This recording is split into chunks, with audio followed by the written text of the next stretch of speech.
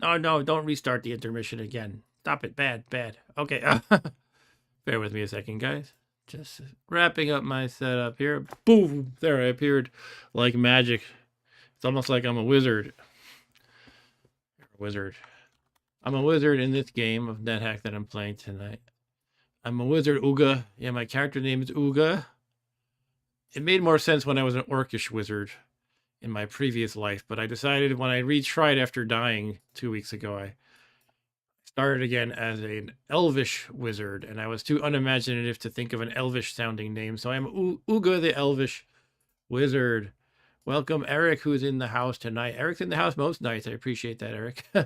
um, yeah, so NetHack, the classic roguelike that I can't seem to stop playing. 2 weeks ago, I just started playing on a whim because I was going to play something else, but I couldn't get it to work, is the long story short. Oh no, I just realized something terrible. I didn't do my Duolingo for today. I'm going to lose my 400 and I just hit 444 days of my streak. I think I might be at like 446 or so now. If I don't play today, I'm going to lose that streak. So I have to wrap up this stream before midnight just so I don't lose my Duolingo streak. We'll see how it goes. Hello, Ryan in the house. RJNC, welcome, welcome. So what's new with everybody?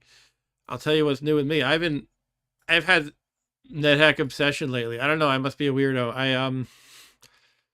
I dropped my son off to the volunteer gig he does every Thursday. And that's when I usually try to sit at Starbucks and get some work done, one form or another of work. Instead, I wound up playing NetHack. And I played as another character class, not this character. I didn't want to, do anything off stream with this wizard character. So I played as a tourist, which is like the most challenging class. It's probably debatable. It's one of the most challenging. Tourists, well, my long story short, my tourists died, but I had a pretty good early game with my tourists. It's just they hit a wall pretty fast about what they're able to actually handle, like monster wise. But I think I needed a better weapon. I had Sting, which is like Sting from Lord of the Rings. Anyway, I'm feeling cozy.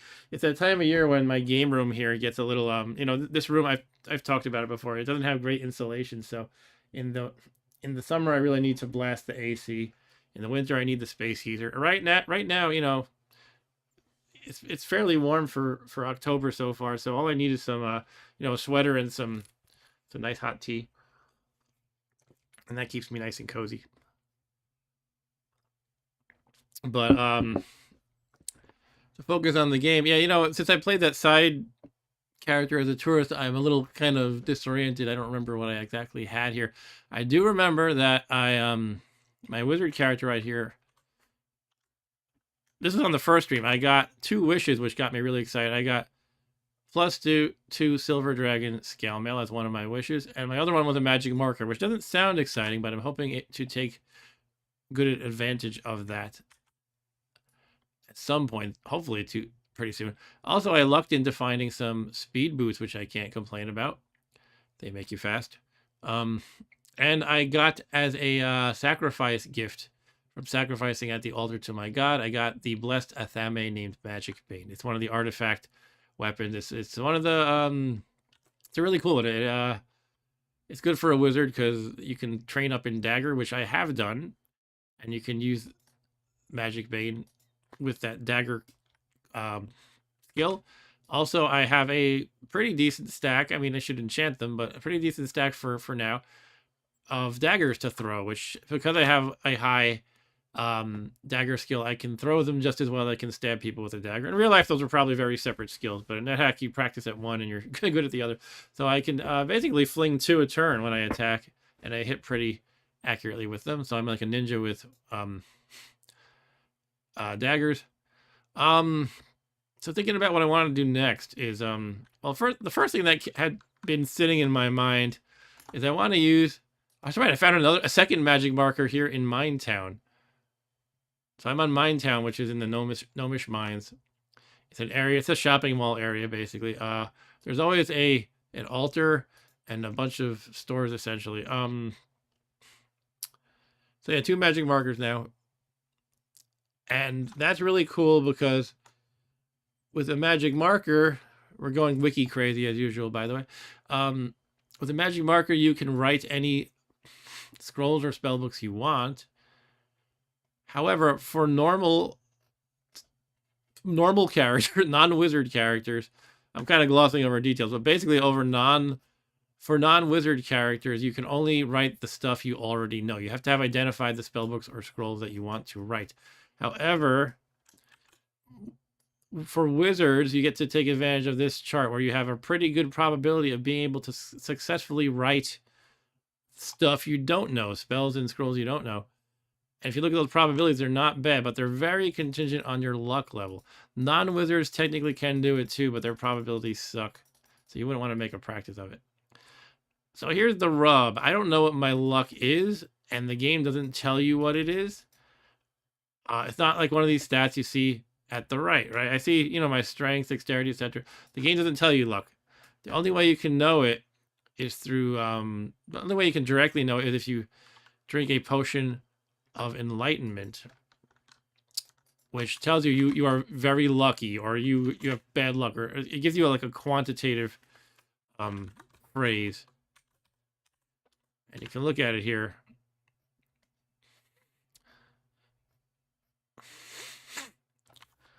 Excuse me. Yeah, it tells you like this. It tells you like you are extremely unlucky, which means you have -10 luck or less. You are very unlucky, blah, blah, blah. So hopefully, I don't know where I'm at right now. However, because in real life, the real phase of the moon is a new moon, I have a -1 penalty to luck, basically on top of whatever I have, all the other modifiers figured in. So that doesn't really bode well. But you know what? Where I'm going with this is, I don't think I would want to even attempt this until I'm at maybe at least 8 luck. Because you can see here, if I have 8 luck, I can write an unknown spellbook or scroll with a 78% success rate. That's pretty good. 11 or plus, even better, 98%. But whatever I'm at, I suspect I was only in possibly the 2 to 4-ish range. This is just my gut feeling speaking. And it also is a thing that decreases with time, this luck. It's pretty tricky to keep track of. So over time, your luck times out. Luck timeout. I mean, we don't have to get into every detail, but it's basically every 1 point every 600 turns. But there's something that makes your luck not time out. Yeah, I think you need to get luck stones. There are some luck items in the game that'll give you luck. Luck stones and certain quest artifacts. I don't know which ones give you luck. I guess you would need like this one, the barbarian artifact, the Heart of Ahriman. Or the samurai one, the Tsurugi of Muramasa, also counts like a luck stone, I think. Yeah. So I don't have any luck stones yet. But more or less, I think I basically have, I guess, worst case, -1 luck.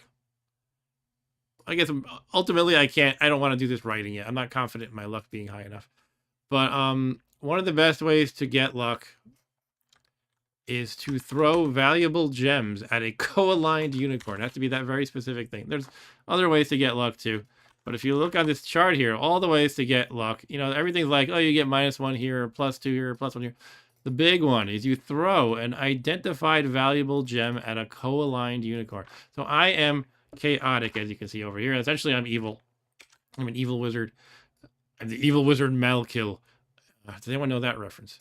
Anyway, what I'm thinking is I need to find a co-aligned unicorn and throw it 2 identified valuable gems. Before that, until that happens, I'm not going to try the magic marker to write unknown stuff. But I can always write stuff that I do know without any crazy probability. What I really would love to do is genocide some things that I would love to get out of the way, like mind flayers and liches and sea monsters. Those are the killers, some of the nastiest killers. Oh yeah, I do have a bag of holding, by the way. That was good to remind myself of. And Eric said, how did people play this game before the wiki? You pretty much just crossed your fingers and died. Or you had, we had, in my household, we had the, it was called spoilers.txt, which you could find on like various FTP sites and stuff. Like before before the web, or even like the very early days of the web, we had the spoiler file. But I used to try to avoid reading it. I used to be kind of naive and be like, oh, you know, I'm just gonna do it on rare occasion if I feel really desperate and I have a really good character. Otherwise, no. But that's probably why I never really came close to beating the game back then. I just realized I have a potion of gain level, which is pretty cool. What is my level, by the way? I'm on dungeon level 7, which is separate from your experience level. I am at level 9. All right. One thing I want to get is better zappy zap spells. Force Bolt is cool, but it doesn't really scale up as you advance in level to the kinds of higher level monsters that you're going to be finding. So if you look at Magic Missile, however, that is a good one that does scale up. And the way that works is here, over here, I think. Right. So when you cast a spell, you choose a direction, and the ray that you shoot, the Magic Missile Ray, shoots your experience level divided by 2 plus 1 d6 damage. So you're rolling a bunch of 6-sided dice depending on your level. At level 9, I'm not sure if it rounds down. I guess probably. That would mean I have 4 plus 1, 5d6 damage. I'm rolling 5. So it wouldn't be that great at my level now. But as I keep gaining levels, it gets more and more powerful. So that's a cool one. It's usually considered like the next level above Force Bolt, which you pretty much always start with as a wizard. Maybe you always start with. But for now, Force Bolt has served me well. I've been flinging it everywhere, left and right, essentially. Because my intelligence is 19, it's quite high. I don't have any hunger penalty when I cast spells. All I do is expend power, which I have quite a lot of. So I can pretty much fling Force Bolts around like a maniac.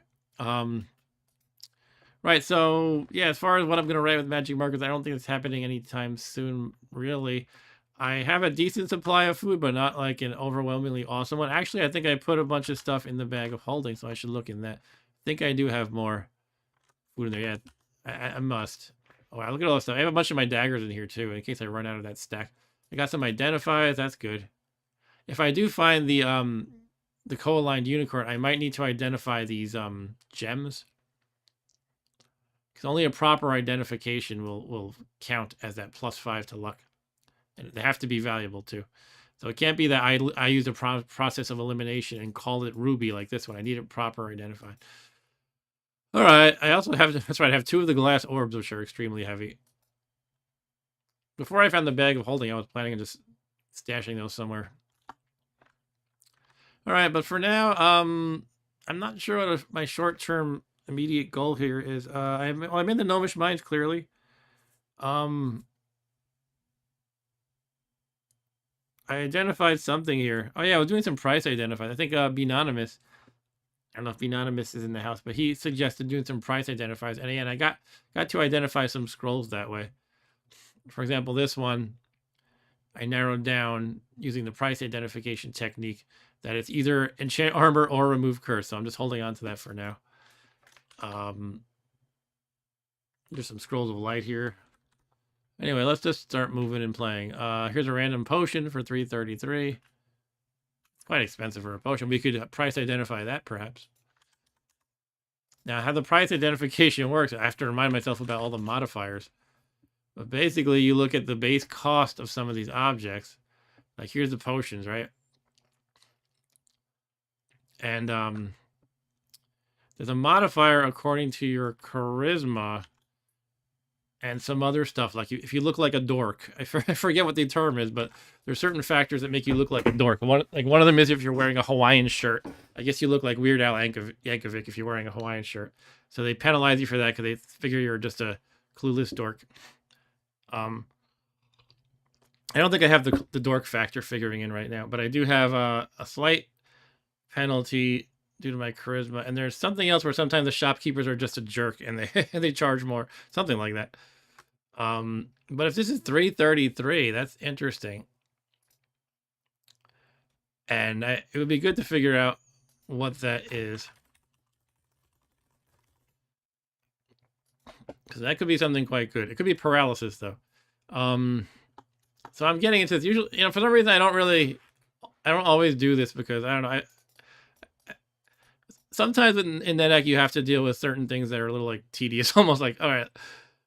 And I often don't feel like going through all the math of price ID, but you know, Benonymous recommended it last week, and he's right. It's actually quite good to do this. But my charisma is 8 to 10, so there's an increase of like a multiplier of 1 1/3.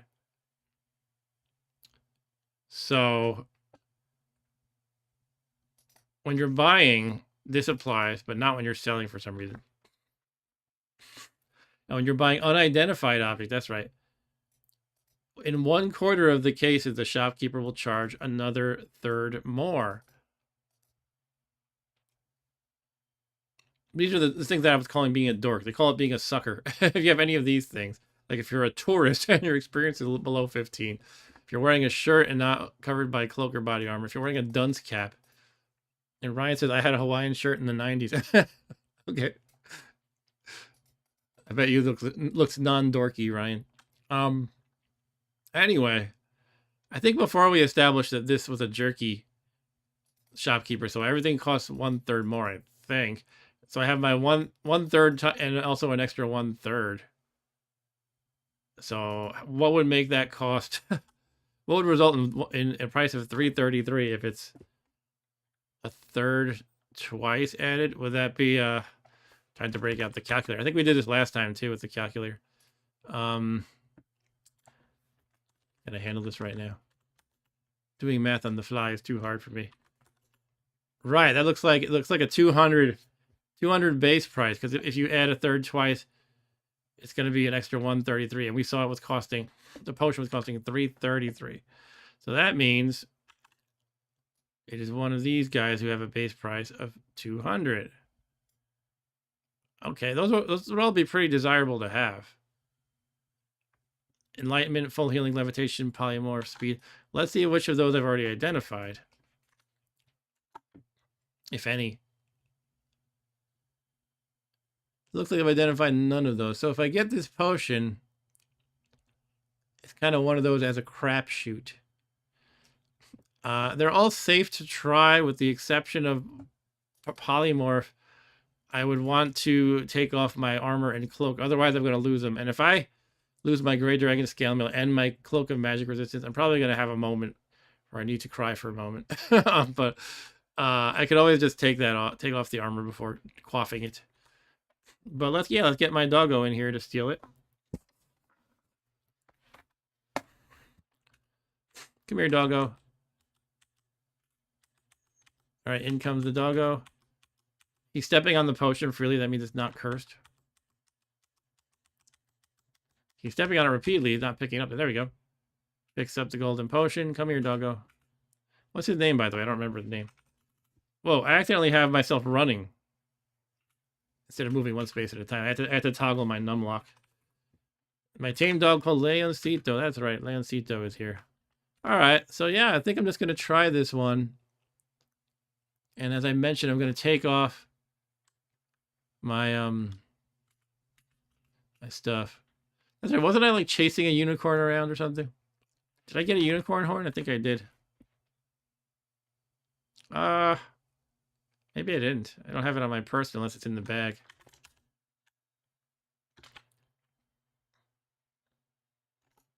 No, I don't have it. I guess I never killed that unicorn. I think there was a unicorn bopping around. All right, let's try this. I'm going to close the door. Get my personal dressing room space. Take off the cloak. Take off the dragon scale mail. I'm pretty naked. You can see my armor class shot up being bad to 6. And here we go. The random potion. That is one of these 200s. Bottoms up. That was smooth.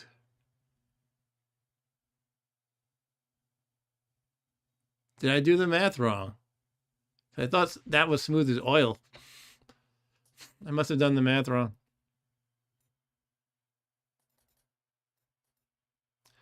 Okay, it must be that there's not 2 1/3 modifiers being applied, and I'm wrong. It must be plus 250 divided by 3. So you add that to 250, and you get 133. So all right, so I was probably wrong about the guy being a jerk and just my charisma All right, so it was one of the 250s, and it turned out to be oil. That was smooth. All right, well, identified oil. And you can actually see it should be auto-identified. Yeah. All right. So I chugged some oil like an idiot. Okay. Well, let's put back on the armor. Well, it was free. And maybe, maybe that'll help me move things along in my bowels. I don't think I'm eating a lot of fiber here. I'm eating a lot of, like, random raw corpses of monsters, so, Is there anything else worth getting? Not really. Scroll of food detection and some scrolls of light. All right, so I think I can move on from that store. So I did say I have a lot of food in the bag, right? Yeah, I got 4 uncursed food rations right here, and I have 3 on my person. That's great. So that means I can, I have enough food to waste time, or to, not to waste time, but to spend time doing things like, camping around or farming for something, that kind of stuff. What I might want to do is at the altar, I could try to sacrifice a lot of stuff. I might have kind of wiped the level clean more or less, though. So I would have to, wait for things to spawn, I guess. Anyway, I just got a couple more daggers, but now I'm burdened. Let's put some more things into the bag of holding. Because my bag of holding is blessed, by the way, it is reducing the weight of everything by 75%. So they only weigh 25% of what they originally weigh, is what I'm getting at. Putting in some stuff that I don't necessarily need on my person. Cursed jungle boots. I don't know what they are, but cursed boots usually mean there's something like, it could be levitation, which is actually useful if you can uncurse them, because you just put on the boots and you're levitating. Never go to a deli in a dungeon, says Ryan. That's a good point. You never want to put any unknown wands in a bag of holding unless you've identified Wand of Cancellation, because the Wand of Cancellation blows it up and you lose all your stuff in it, and it's the heartbreaker. One of those heartbreaker moments. Oh, here's a unicorn horn. I guess that jerk did die, that unicorn horn. All right, let's try applying it. Nothing happens. So when you apply a unicorn horn, it cures what ails you. It cures so many things that ail you. So, just good to try in case maybe I had lost some, like an attribute point or something, because I had forgotten. There's another bag of holding here. Oh my god. Is there any reason to have 2? Oh, now I have to get into the crate. I think you can nest bags of holding. But it's crazy. There's like all this fancy logic to it that I'm almost tempted to just say, screw it. But let's check it out. Nesting bags of holding. Oh my god. Exploding a bag of holding. Here's how you explode it.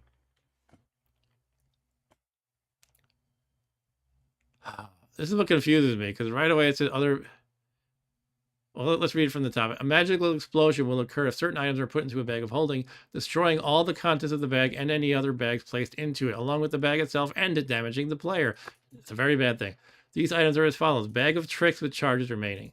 Wands of cancellation with charges remaining. Other bags of holding, with a reference here. Other bags containing any of the above items, though they may have a chance of not exploding if you nest... Okay, so... I guess you could nest other bags, but not bag of holding, maybe?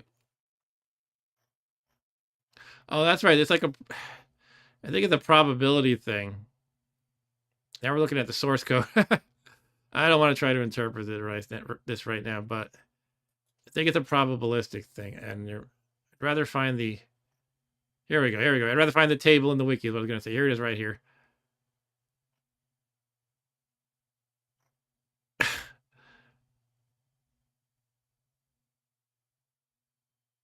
I'm trying to process what I'm looking at.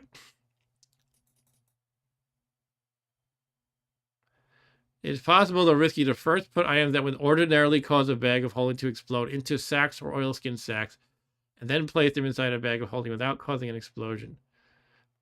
In general, 2 nested bags of holding are most used. All right, so I think you have to put a bag of holding into something else, and then you put like a oilskin sack, for example. Then you put that into the bag of holding, and then you have a probability of it not exploding. So if you're really desperate to go nuts with the stuff you're carrying, you can do that. I'm not gonna go there. I mean, it's mind-blowing for one thing. The question is it even worth my trying to get another bag of holding? I think I'll just annotate that there's one on this level in case I want to come back, and I'll leave it though. I think the only risk, I mean, the main reason might be that if I think, yeah, so you have like letters for every item. In your normal inventory, you have A to Z lowercase and A to Z uppercase. And I think you have another set of that, which would be, what, 52 for what's in the bag. So if you have all of those slots filled up, you might want another bag of holding for that purpose, basically. I don't want to deal with it right now. I'm just going to take a note in case it really comes down to it, that another bag of holding is here. I'll just put bag of holding. I don't need to write another one. Bag of holding in shop. All right. So in case I ever feel that desperate, I can revisit this level. And brass lantern might be good. What do I have? Did I ever try rubbing this lamp? I feel like I probably did. Let's try it anyway. It's uncursed. You now wield an uncursed lamp. Nothing happens. All right, fine. Wield magic bane again. It was just a normal oil lamp. But yeah, magic markers. Woo. Might want to put those in the bag of holding. I'm trying to think, can anything damage them? I mean, the more stuff you have on your person not in a bag, generally the riskier it is. Like if somebody steals something, like a monkey or a nymph comes along and steals something, they could get that. I think they can get the whole bag too, though. But generally, it's safe to put some things that are valuable, but you're not going to use in a pinch usually, right in that bag.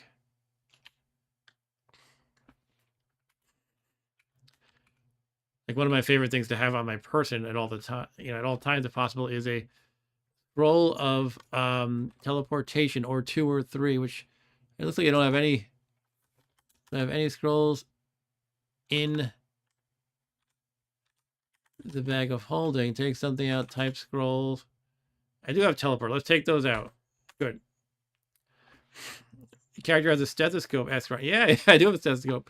That is like the wand of probing, but with infinite charges. I can just apply it. I'm going to apply it right now at my pony. He is Fred. You can see at the bottom, Fred. Neutral, level 4, hit points 24, armor class 6, and he's tame.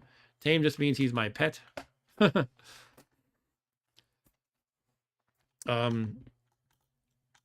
let's review all the rooms that we've visited here. By the way, when I was playing my tourist, I've been making more use of the underscore thingy, which is you just pick a space you want to move to, and you don't have to like tap the directionals repeatedly. You just go there, the shortest path, unless something blocks you or something bothers you, like something that you take notice of, like a monster. I also learned you can add to your config file a list of messages that you will automatically stop if you see. Like, it's almost like a grep. Like you search for this substring, and anytime the message appears, you would stop any kind of auto movement like that. So I'm gonna have to add that to my config. I'll have to remember to do that between games. All right, so this is kind of a pointless place. The food's not fit for orcs, says this watchman, I guess. Yeah, the peaceful watchman. Don't want to. I mean, I guess I could kill him. I'm chaotic. All right, so I'm going here. And what is this? A green mold. They splash acid, right? So they could corrode my stuff. Is there any reason I'd actually want to attack them? Back in the day when I was young and stupid, I would just be like, kill them anyway. But you have to really consider, is there anything I can actually get from killing them? I don't think there really is. Oh, okay. If you eat it, if you're turning to stone, you can eat a green mold corpse and get and kind of undo the stoning process. There's a few objects in the game, a few corpses that'll do, like a lizard corpse is one of them.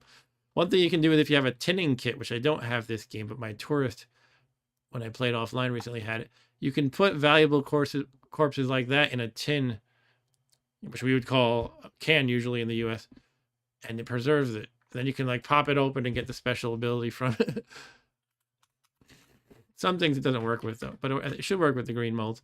Here's a lighting store. Oh, it's a small mimic. Let's kill that. A lot of candles here.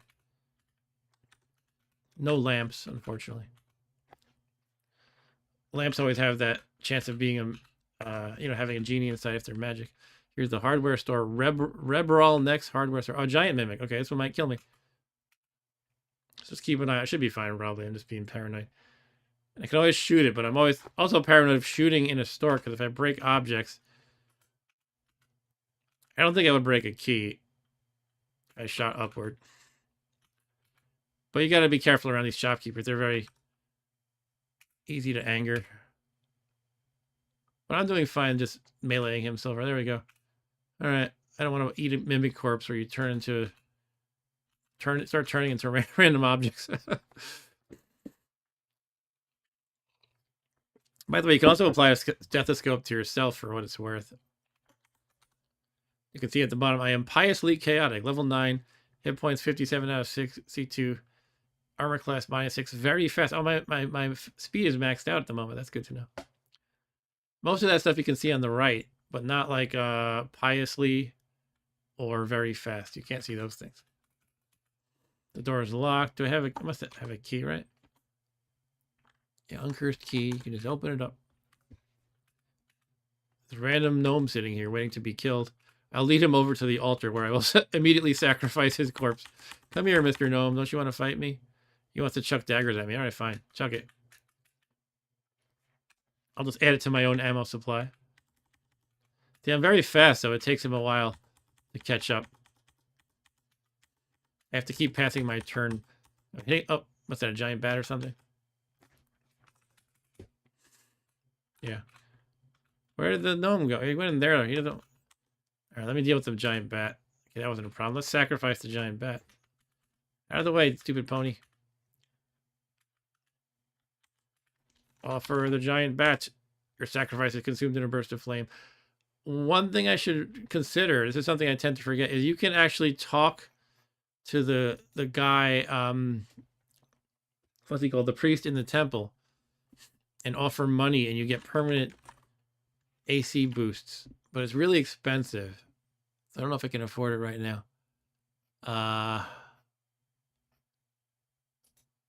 Intrinsic protection. It's commonly known as divine protection.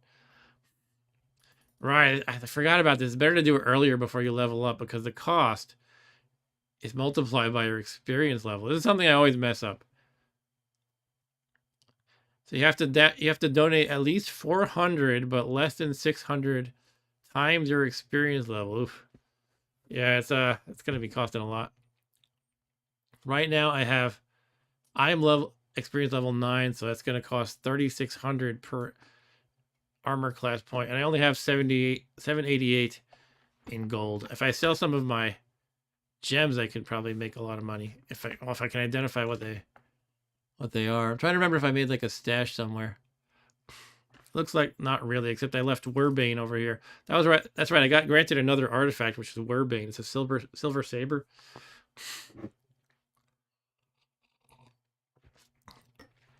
All right. I am hungry. I guess I gotta deal with that. That food really hits the spot. All right, come here, gnome. I'm gonna sacrifice you. The gnome puts on a large round shield. Just don't kid yourself. You're not gonna win this fight. Don't put on a shield. Just come over here and die. You know, I can just kill him here and drag his corpse. The dog's gonna kill him anyway if I don't play this right. Anyway, gnome corpse and a wire ring. Let's go. Movement is difficult. That's kind of the problem. Some of the heavy corpses, you know, I'm stressed now, so every movement is slowed down, and it could actually be too late to sacrifice. It looks like I'm good though. Your sacrifice is consumed in a burst of flame. Sometimes you're so heavy, so overburdened by the time you walk over there. The slowdown from the overburdenedness, overburdened status, will cause the corpse to be not fresh anymore, basically. All right, so this wire ring I just found is uncursed. I could try it on. Let's do it. You move very quietly. Oh, cool. So a ring of stealth. I mean, I don't feel like I'm swimming in food, because one of the costs of rings is your food consumption increases. So I'm gonna hold off on that. But that'd be a great one to leave on normally if I just if I have like a huge pile of food. I mean, I'm not doing bad. I have like 6 food rations. You could argue that's enough, but I don't know. I'm always paranoid about food. The granite ring, I don't know what it does. I put it on, but it wasn't immediately apparent. The pearl ring. Oh, it's levitation. That's cool. Sapphire ring. Oh, shit. I think that's conflict. Look, everybody's totally beating each other up. Lancito misses for... Yeah, that's definitely conflict. Let's take that out. The Watchman wields a short sword. All right, we don't want that. But we should name that as that's actually quite a valuable thing. It can be a game changer. But you want to use it at the right time. And now is not the right time. I would feel like the priest and the Watchman and my pets are all going to kill each other. No, but that is conflict.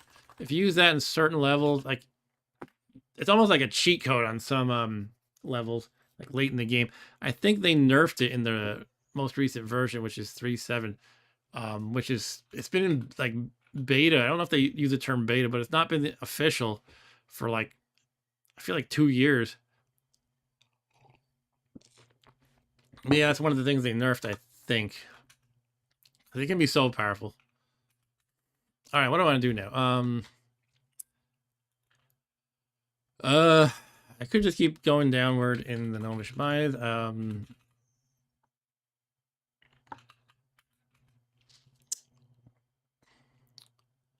I do have this altar here. I mean, I could try to get more potions of holy water happening.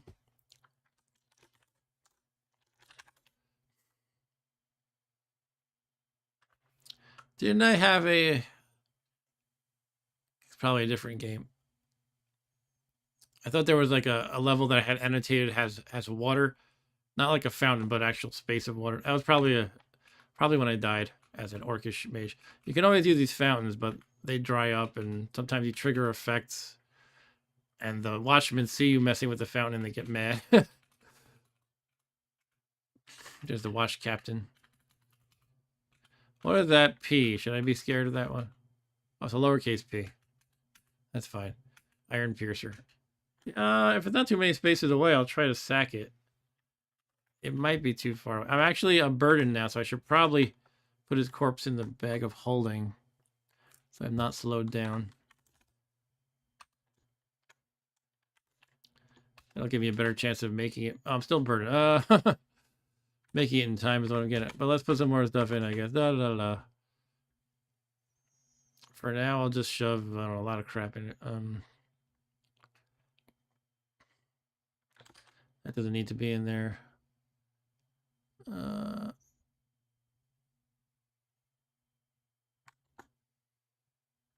Lamp. Bugle, blah, blah, blah.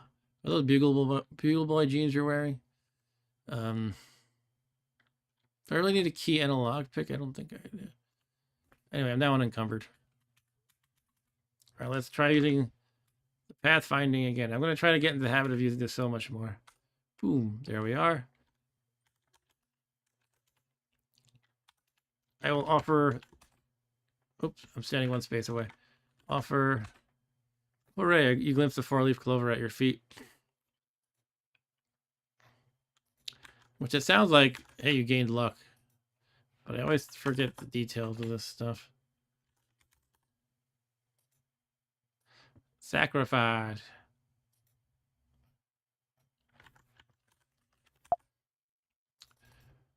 All right, that means my luck was greater than 0 to begin with, so that's a good clue.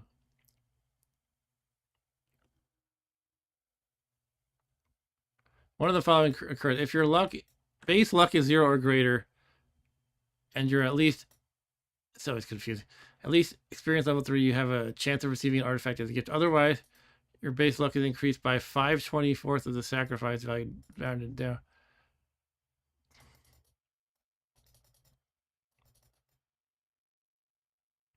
I don't know. I'm still confused. Does that mean I gained luck? I guess so. You glimpse a 4-leaf clover. Must be luck. Oh, here's a horse or pony that is not mine. You can see it's not highlighted. Pony.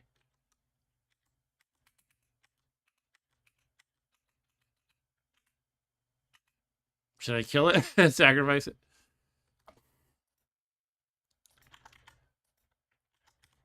So many things in this game. Like, I have a feeling it might be a bad idea, so I got to look it up. Like, I feel like maybe it's a bad idea to sacrifice cats and dogs, because there's the pet animals, but is a pony part of that too? Or did I even make up the cats and dogs thing? I don't know. It might be you can't eat them. Sacrificing unicorns. I think I might have sacrificed the unicorn that from the other alignment, by the way. I don't think I want to think about this right. I don't feel like going over this little detail just for this pony. All right, maybe I'll just head downward. Let's look into my potion options. My making potions into water options. Whoa. Why do I keep saying that? I hit A. Why the heck is A doing takeoff? Is it caps lock? Maybe it's caps lock. Okay. Potions. Okay, I mean, I pretty much only have water. I can make the potion of sleeping into water.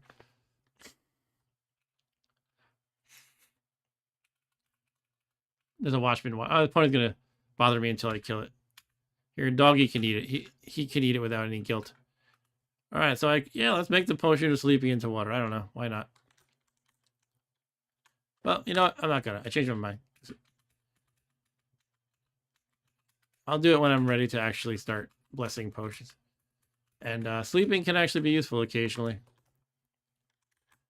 You can throw it at people and make them fall asleep. Throw it at monsters and stuff. Yeah, I'm producing my high whistling sound. Come on, boys. Come to me. I think they have to be within a certain range for the whistle to work.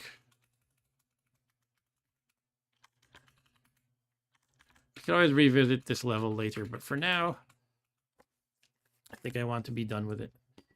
It's amazing when I take off these headphones, my own voice sounds so different to myself. I don't really need them. I'm not playing a game with audio. Earlier, I really needed to hear the Monty Python intermission theme that I was starting the stream with. For some reason, it feels appropriate for NetHack to play the Monty Python and the Holy Grail intermission music. Come on, just follow me. Do I have a leash? No. It's the most annoying thing about pets, getting them to follow you to the stairs. Where the heck are they even?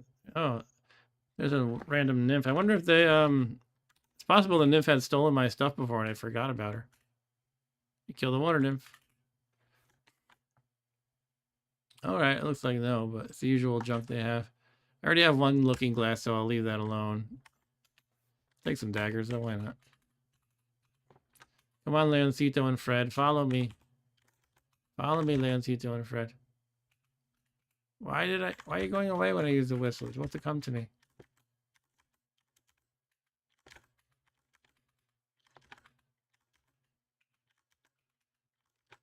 Sometimes you have to lead them one of the animals at a time when you have too many. It can be very difficult to get them all following you at once. Hey, I found a rust trap. Look at that. Come on, Leoncito. There we go.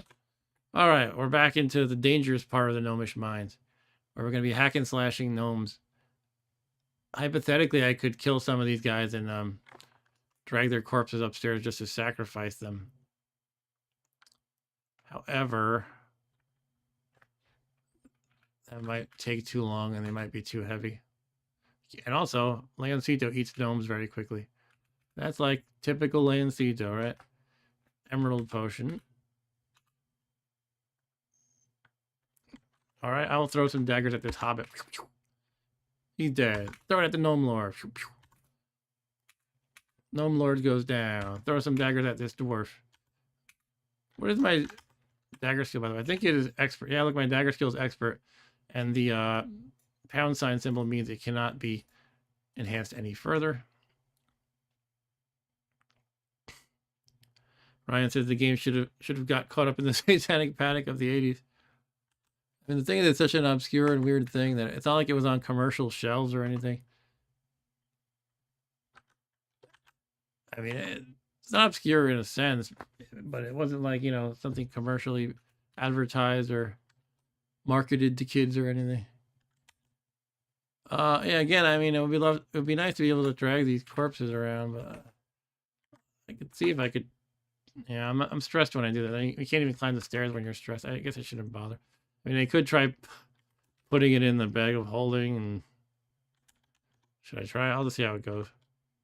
I'll try it once with one gnome. The gnome is in the bag of holding. Okay, where the heck are the stairs? It's right next to me. All right, I'll try it. All right.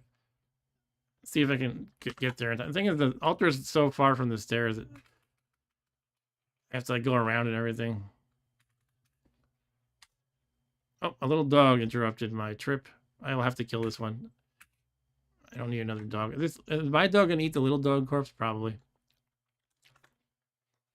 One nice thing, if you notice, when you're using this sort of, what do you call it, the pathfinding thing, if you get interrupted and you do it again, the cursor resets. Like, oh, it doesn't reset. It places itself where you last placed it. So it's like it has a memory of it, and that's pretty handy. So let's see if this works. I have a feeling it's too stale at this point. Oh, it worked. Okay. I don't know if it's worth it, because every corpse has a value, and it's basically related to their difficulty as a monster that you fight. And the gnomes are not very difficult. The dwarves will be too heavy to carry, I think. An orc mummy. I thought that was my pet for a minute, because in my last game that I, again, played offline when I was a tourist, my dog had polymorphed into a mummy somehow.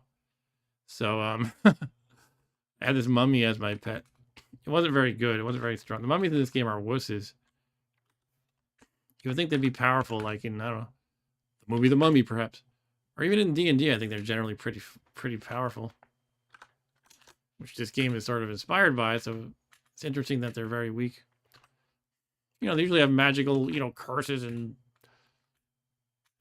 in fiction, and, you know,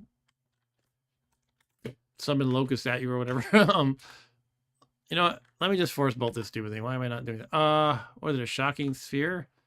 If I kill it, I'm afraid it's going to explode, and the radius will get my doggo Leoncito. Alright, I think this should be good, because there's like one square free. Force bolt. I didn't kill it. Missed it. Kind of running out of room to run here. Alright, you killed the shocking sphere. Ooh. So that would do electrical damage, which I'm not. Doesn't sound fun to me. Kill the goblin, kill the dwarf. I'll take Scroll of Teaport and my daggers. When I was young and dumb, I used to always carry these pickaxes because the digging ability seemed so cool to me, but they're just so heavy. You're better off getting a wand of digging, which you'll find once in a while. Usually that's the better option.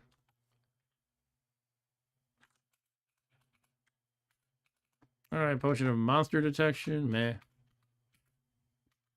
That can be useful occasionally, but usually it's like, whatever. Like, okay, so I know that there's, you know, there's a random O over here. I don't know.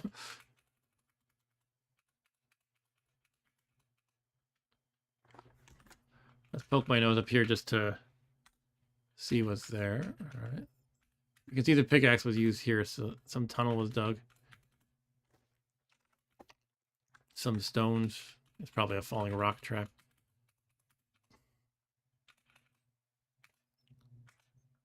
The gnome has an egg on him. He didn't leave a corpse, he left an egg. Sure, I'll take the egg. Sometimes they hatch into something fun. Like a giant ant. It'll hatch while you're carrying it.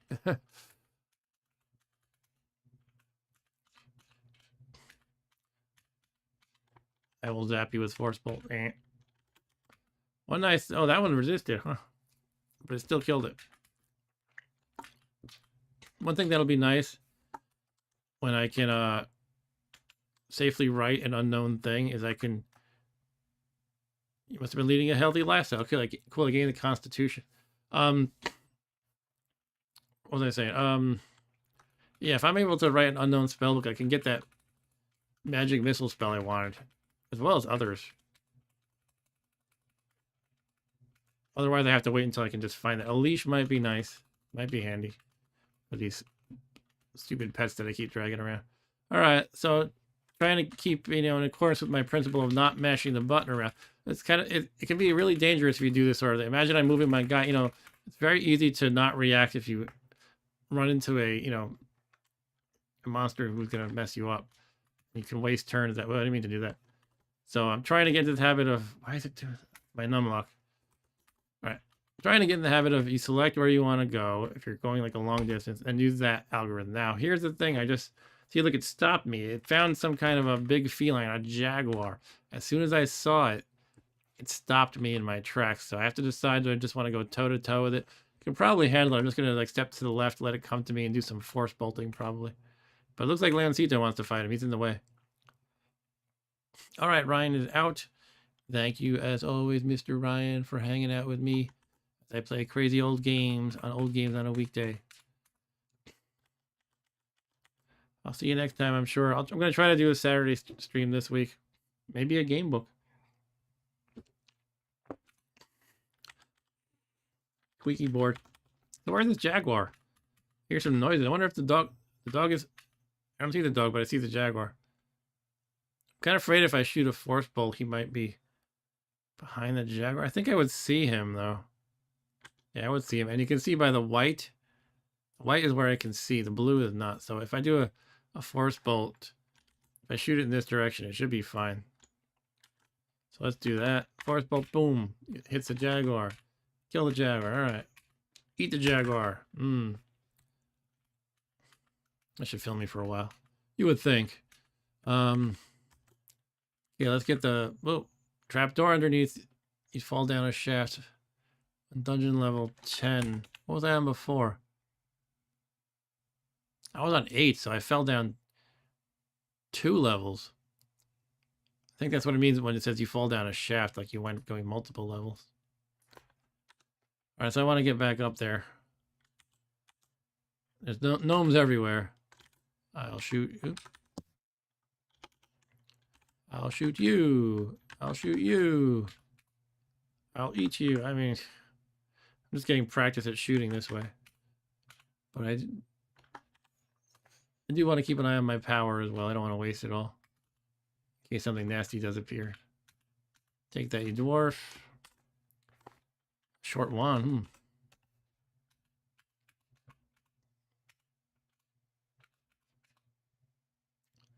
Dwarf throw the stout spear. Still, I'm in a pit. Okay, that's fine. What's that? Dwarf lore. Let's shoot him. Spell misses him.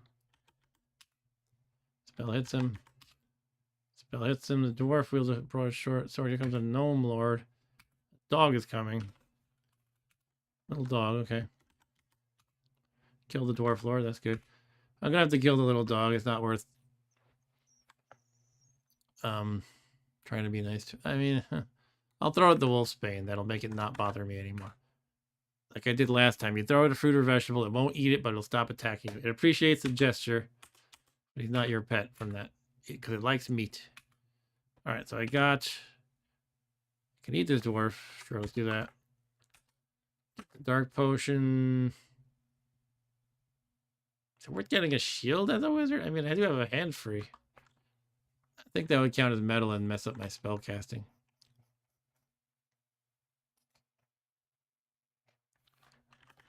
Let's see if there's any recommendation about shields in the wiki for wizards. There might be. An enchanted small shield is a great source of AC for minimal spellcasting penalty. What about other kinds of shield? You only mentioned small shield. Yeah, I think there would be a spellcasting penalty. What is it, a large round shield or something? I think that's actually the generic name for an unidentified dwarvish shield. Which has got to be metal. They're dwarves. Dwarves are metal. Yeah, it's iron. It's probably not good. It would give me 2 AC. But it would be metal. I think probably an elvish shield, which is made of wood, would be better. If I'm understanding how it works. There is a pit here, right? I gotta get my wolfsbane again, though. I'm jumping into the pit and landing on some sharp spikes just to get my wolfsbane. I think you can actually get, you know, those spikes were poisoned, you die. But I believe I am poison resistant, so I should be good from that. Oh man, the potion, the gnome drinks a potion to gain level. That sucks when they drink it before you can get it.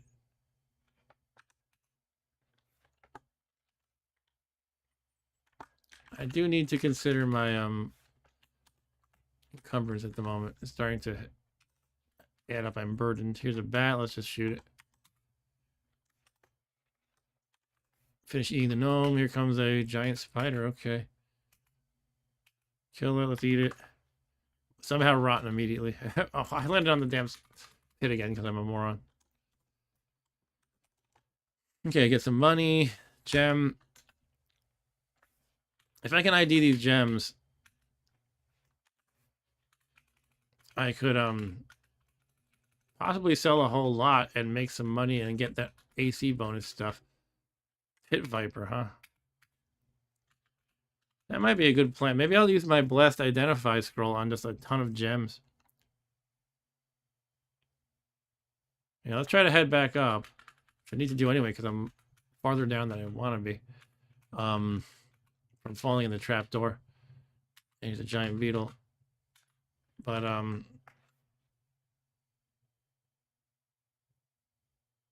that was bad. I thought I was immune to poison.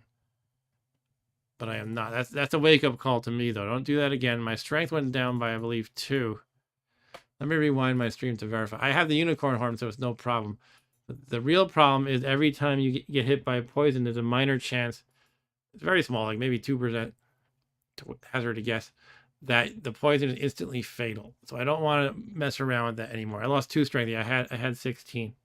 Now I have 14. But I will just use the unicorn horn. This is something they nerfed in the latest version as well. Because the unicorn horns are overpowered. There, this makes you feel better. I just gained 1 point of strength back. Keep using it. Makes you feel great. I'm back to 16. All right. I keep letting my finger slip. I'm fat fingering, as they call it. All right. Looks like we got a quiet audience. We got 1 like, 2 concurrent views. Yeah, that's all right. I appreciate whoever is still watching. Yeah, I want to just find the stairs up. Go up again. There we go. Go up. We'll revisit this place. Right now, I just want to go up again. Oh, man. Another gain level potion wasted. Sheesh. Wasted on someone I'm about to immediately eliminate. Winter wolf cubs might be a pain. They can freeze my junk. Not my junk, but freeze my... Well, I think my reflection will actually bounce it back. I'm going to put all my potions in the bag because I'm not entirely sure. That's right. I am still burdened. I meant to deal with that. Putting all the potions in the bag of holding. Now I'm no longer burdened. All right. So I'm less concerned about the cold now. Because what happens is the potions freeze and are destroyed. I think my reflection, though, will handle their cold rays. Yeah, look at that. The blast of frost hits you, but it reflects from your armor. That's good. So they're not really a threat. Okay, so here's a corpse. I believe you can get cold resistance sometimes from their corpses. Let's check that out. Winter wolf cub. Yeah, there's 33% chance of gaining cold resistance when you eat one of them. Which I don't remember if I have it, but... Oh man, something shoot. Another blast of frost is whizzing by me as I'm trying to eat the corpse. You finish it. Let's eat this one. Oh, it's a tin. It looked like a winter wolf cub corpse, but it's actually a tin, the same color. And I'm getting blasted, but I can't see them. Maybe I should just put on a candle or something. Cursed candle isn't the best option. I'll use it anyway. Flickers for a moment and dies. All right, whatever. I guess it's because it's cursed.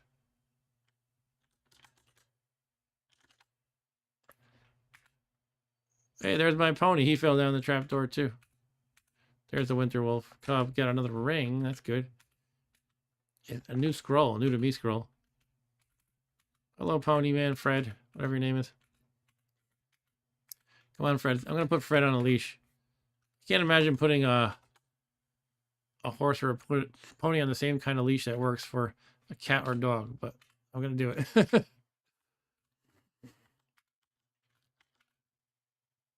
Landmine. Landmine has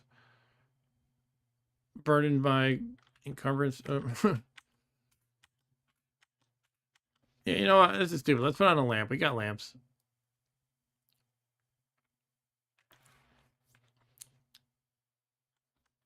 I might want to price ID some of this junk that I've been finding. I'm finding a lot of cool junk, though. I mean, I hope it's cool. I was just going to take out, what? A tool. Yeah, might as well use the lamp. That's what it's for. Ta-da. If I didn't drink all that oil earlier, I could refill the used up lamp with it. That's what it's for. You can refill the oil. Refill the lamp with oil. All right, so we're heading up again. It's back where we were now. I pretty much explored this full level. But let's go up. I want to price ID some stuff, perhaps. And also, blessed curse test some things by dropping it on the altar. Where the heck are the stairs? You can. This is one trick you can do that I'm also trying to get in the habit of. You hit pound terrain, then you can look at the map without any of the clutter. So I can see the stairs are down and to the right of me. Right over here.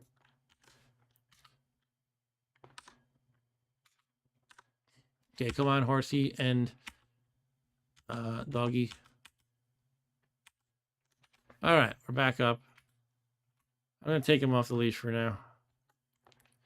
The reason is that if you go too fast, you like accidentally choke them and stuff and damage them. It can be a pain. I wonder if you use this travel thing with the cursor, does it make sure you never choke them? I don't know. All right, hello, Mr. Priest boy man thing. Yeah, let's check the curse bless status of all these guys. We have one amber flash, one black flash. All right. A black gem lands on the altar, but it doesn't flash black. Take something out. I'm going to take out all these unknown curse blessed thingies. And drop them.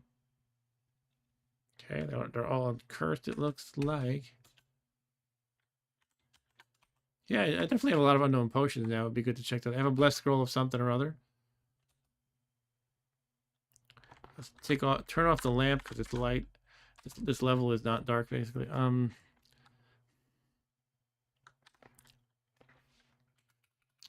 Yeah, let's try price IDing stuff. Get out of my way, sir.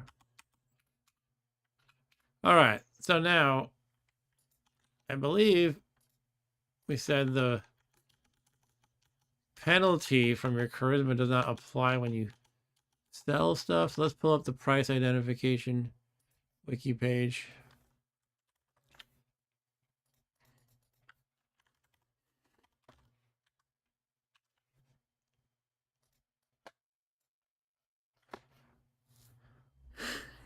So you start out offered half the price. If you're a sucker, and I'm not.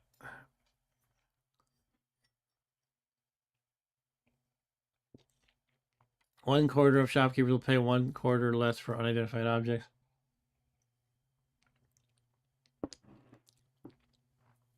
I wonder if that's an independent thing from this one. 1/4 of cases the shopkeeper will charge 1/3 more. I don't know. All right, let's just start dropping some stuff and try to price ID. Let's start with I can do a bunch in one action, I guess. Do this potion, and that potion. 38 for the dark potion, 38 for the brown potion, 113 for the emerald potion. All right, so back over here, how do we do this? It's basically going to be half the price and not adjusted by my charisma. That's only for buying, not selling. But I believe these odd numbers indicate, they're kind of oddball numbers, 38, 38, 113, that the price adjustment of charging, sorry, this is the wrong section, this one. They'll pay 1/4 less. That must be factoring in. So let's assume that's happening. So it's basically going to be half the base price and then reduced by 1/4. So that would make 38 probably at something that costs 100, right? If you have that, it's 50, and then if you reduce it by a quarter, 12 is about right. Yeah, so these two 38 gold things, the dark potion and the brown potion, they got to be these hundreds.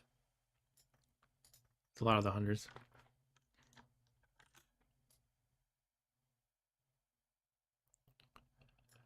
Okay, I mean, this is good stuff. Now I already know what holy water. I know what holy water is. I already know sleeping.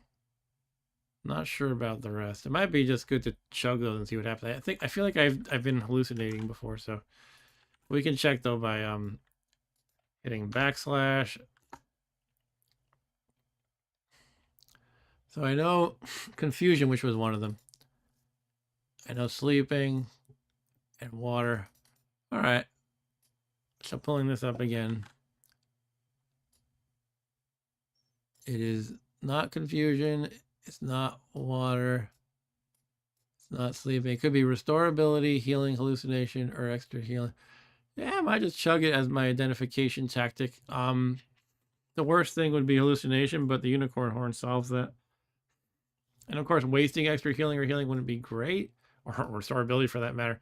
But oftentimes, you know, the value for identification is worth blowing it. That said, I was considering reading the blessed identify scroll anyway. Maybe I should just do that first, because I want to identify as many gems as possible. And the reason why I'm saying that is sometimes you get lucky, and the blessed scroll of identify will identify absolutely everything you have on your person, not in your bag though. So it's good to set yourself up for having all your unidentified stuff on your person.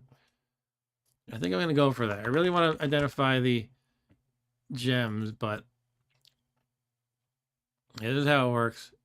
My luck is positive, as I'm pretty sure that's the case. So you'll identify two. How does the luck figure in here? Okay, that just means if you get the... All right, here we go.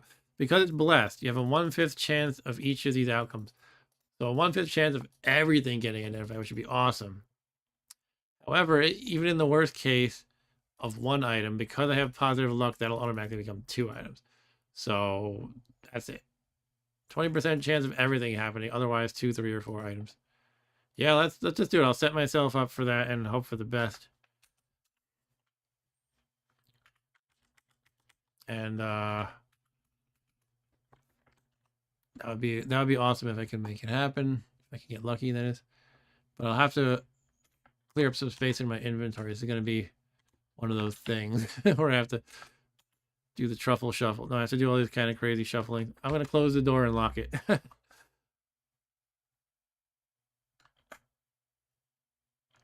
This is probably being overly cautious, but I could also, I might as well do it though. I can engrave Elbereth with my magic bane as well. But you know, I don't really have to take off my armor and stuff for this. This is not a bad habit to get into though. You get yourself protected, use Elbereth. Nobody can step on Elbereth with some exceptions. And when you engrave it with an Athame, it's a solid engraving. It doesn't get messed up easily. By the way, I have 16 daggers at the ready. Jeez. It would be nice to get a stack of elven daggers because they're better, but they're just so much rarer than regular daggers. This would be good to enchant this stack. If I can start enchanting this, because when you use one enchant scroll, it applies to a whole stack. It would be good to get this enormous pile of enchanted daggers eventually. Anyway, let me stop getting on all these sidetracks in my ADHD brain here and start. Basically everything that's unidentified, I want to put on my person. So let's just drop stuff that are identified and that are not scrolls. Because every time you pick up a scroll, there's a chance of it disintegrating. But I know what this is. I know what this is. Anything that says called, that's me naming it. It's not ideal to identify that way. This thing here, I know it's identified, so I guess I already identified, so we'll do that. Ring of Levitation, sure. Ring of Stealth, sure. Wand of Probing, sure. I know the charges of that even, which is like a full identification. Some garbage like key. Drop that. Looking. I'll keep those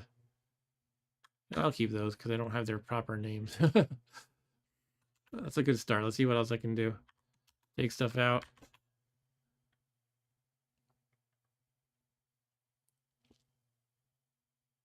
Jungle boots. We'll figure out what those are. Amulet.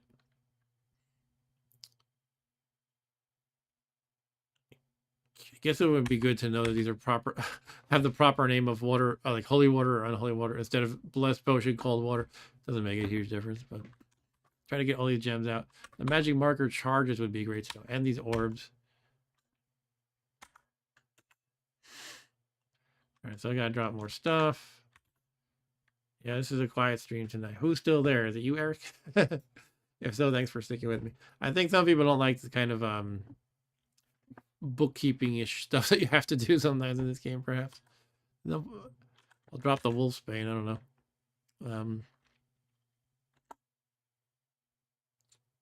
That's fine. You know, NETHACK isn't all action-packed. Sometimes it's like you gotta take your time and do this sort of stuff, even if it's not super thrilling all the time. Drop one of those. Take off my hard hat and drop that to free us a lot. Take off magic resistance and drop that to free us a lot. I don't care about the A. I'll just drop that.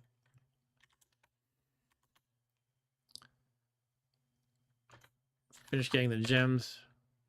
Okay, what else can I take out?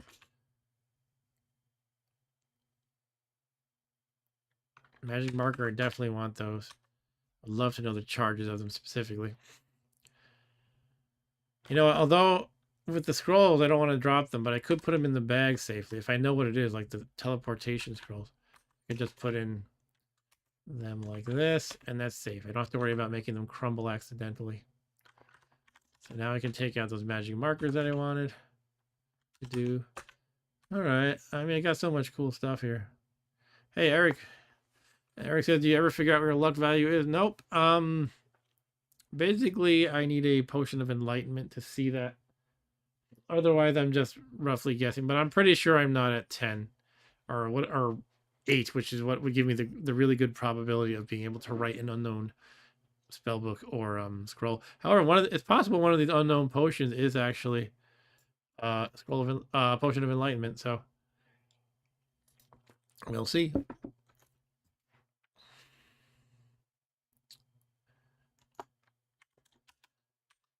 But yeah, what was I gonna say?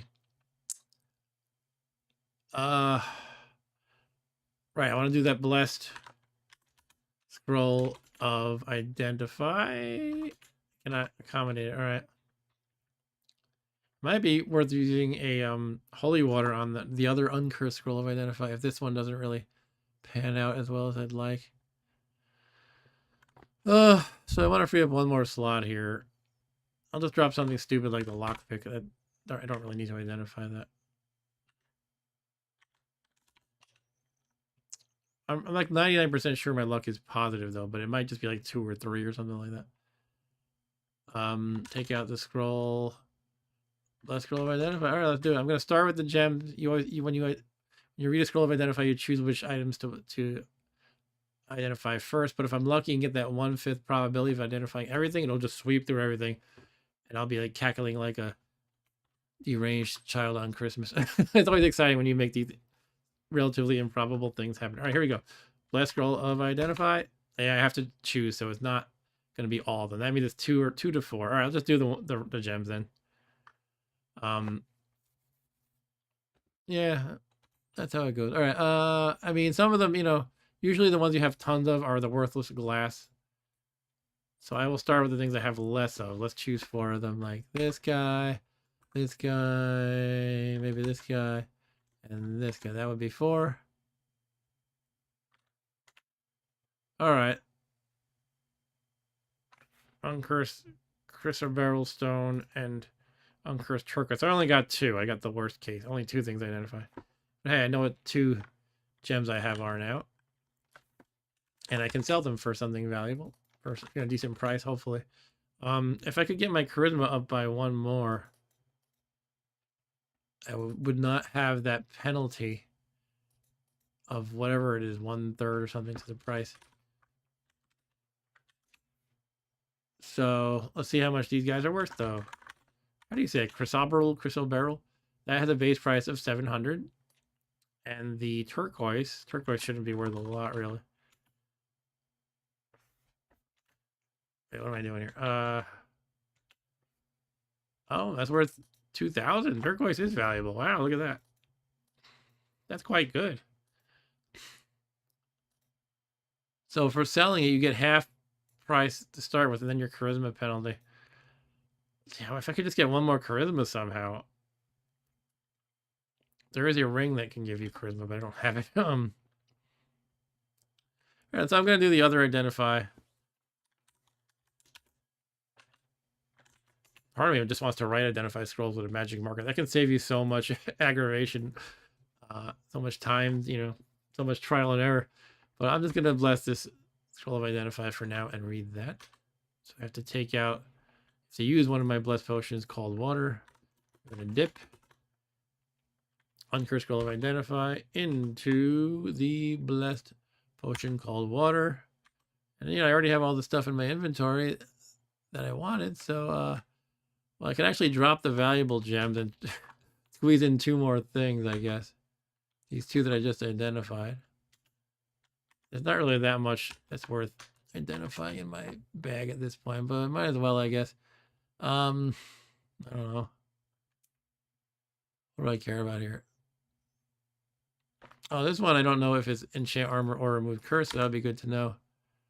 How about this random dagger? This one's in a separate slot, so that might mean it's cursed or blessed, or perhaps a +1 dagger or something. Something different. All right, here we go again. I'm not going to expect much. It's best to keep your expectations low, but here we go. Yeah, it's not identifying everything. I have to choose again. All right, so I'm going to go with the gems once more. And again, the ones that you don't have too many of tend to be more valuable, so we'll go with F, Q,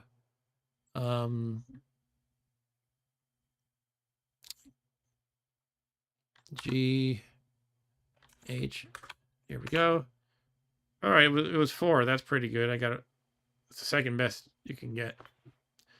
You either get everything, that's the best outcome. The next best is 4 things. So I identified 4 gems. 2 of them are worthless glass. And we have 2 amethysts and 1 citrine. All right, so cool. We can dump the garbage ones. Black glass and that yellow glass. And now we can pick up stuff. All right. I don't know. Part of me is tempted to just keep writing on this blank paper I have, just to make all these identifications happen.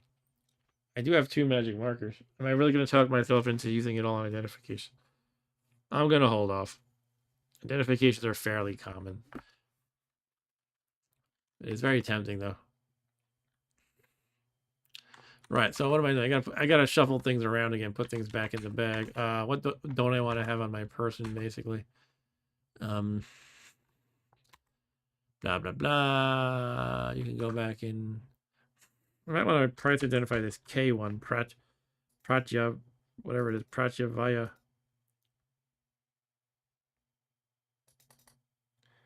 These 2 had narrowed down via price identification. Let me look at those again, though. All right. What am I gonna put in here again? The magic markers can go in. Those orbs. Nobody likes carrying around those orbs. Why do I have 2 with orbs? I don't know. Why not? All the gems can go in. All right, and I am no longer encumbered. Let's see if I can pick up all this stuff. Don't want the glass, though.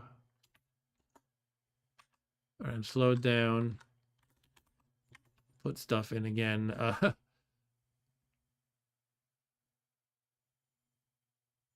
That and that. That's for starters. I'm still burdened.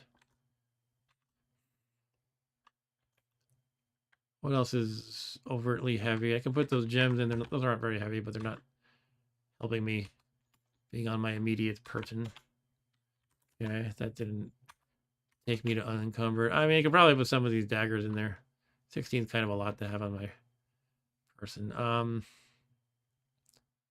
you know what? These potions are very heavy, and I'm gonna price ID them again because I kind of lost track of wishes and probably just chug identify them. Just use them basically. There's my Elbereth I carved. Let me put on my. I put back on all my armor. Okay. I locked the door, so I need to unlock it with the key again. I think I have that spell. Yeah, I have the knock spell that'll unlock a door via magic. It might be good to use that just to practice at matter magic. Maybe. Maybe that's worthwhile. I don't know. All right, let's go here again. Let's price ID these potions. No. All right, so let's review that again. From the potion page, we learned that the dark and the brown that he's offering 38 for are these 100 guys. Right. It's one of these, and I've already identified sleeping, water, confusion. Yeah, I'm just gonna chug those. And if I hallucinate, I can just use the unicorn horn to recover from that. So let's just do that and get it out of the way. And the emerald potion for 113. What does that mean? That means it's pretty valuable, whatever it is. Because it is base priced halved, and then the quarter penalty on top of that, is it? So that sounds like it's a 300. Halved 150. What's a quarter of 150? So 150 minus that is, yeah, it's 113. So it's one of the 300s. And I already know what gain level is. So it's paralysis, which would be bad, or gain ability, which is fantastic. Now, gain ability gives you 1 random point in each of these guys. One of these guys. But if it's blast, you gain 1 in everything. So the question is, do I want to bless it if I don't know if it's paralyzed or gain ability? If I luck out, I'll be happy I blessed it. Otherwise, I'd be like, oh man, I just blessed a paralysis potion. You know, it's a fun gamble. Let's go for it. I can always make more holy water. But what happens with a potion of paralysis when it's blessed? Does that mean I'm paralyzed for less time?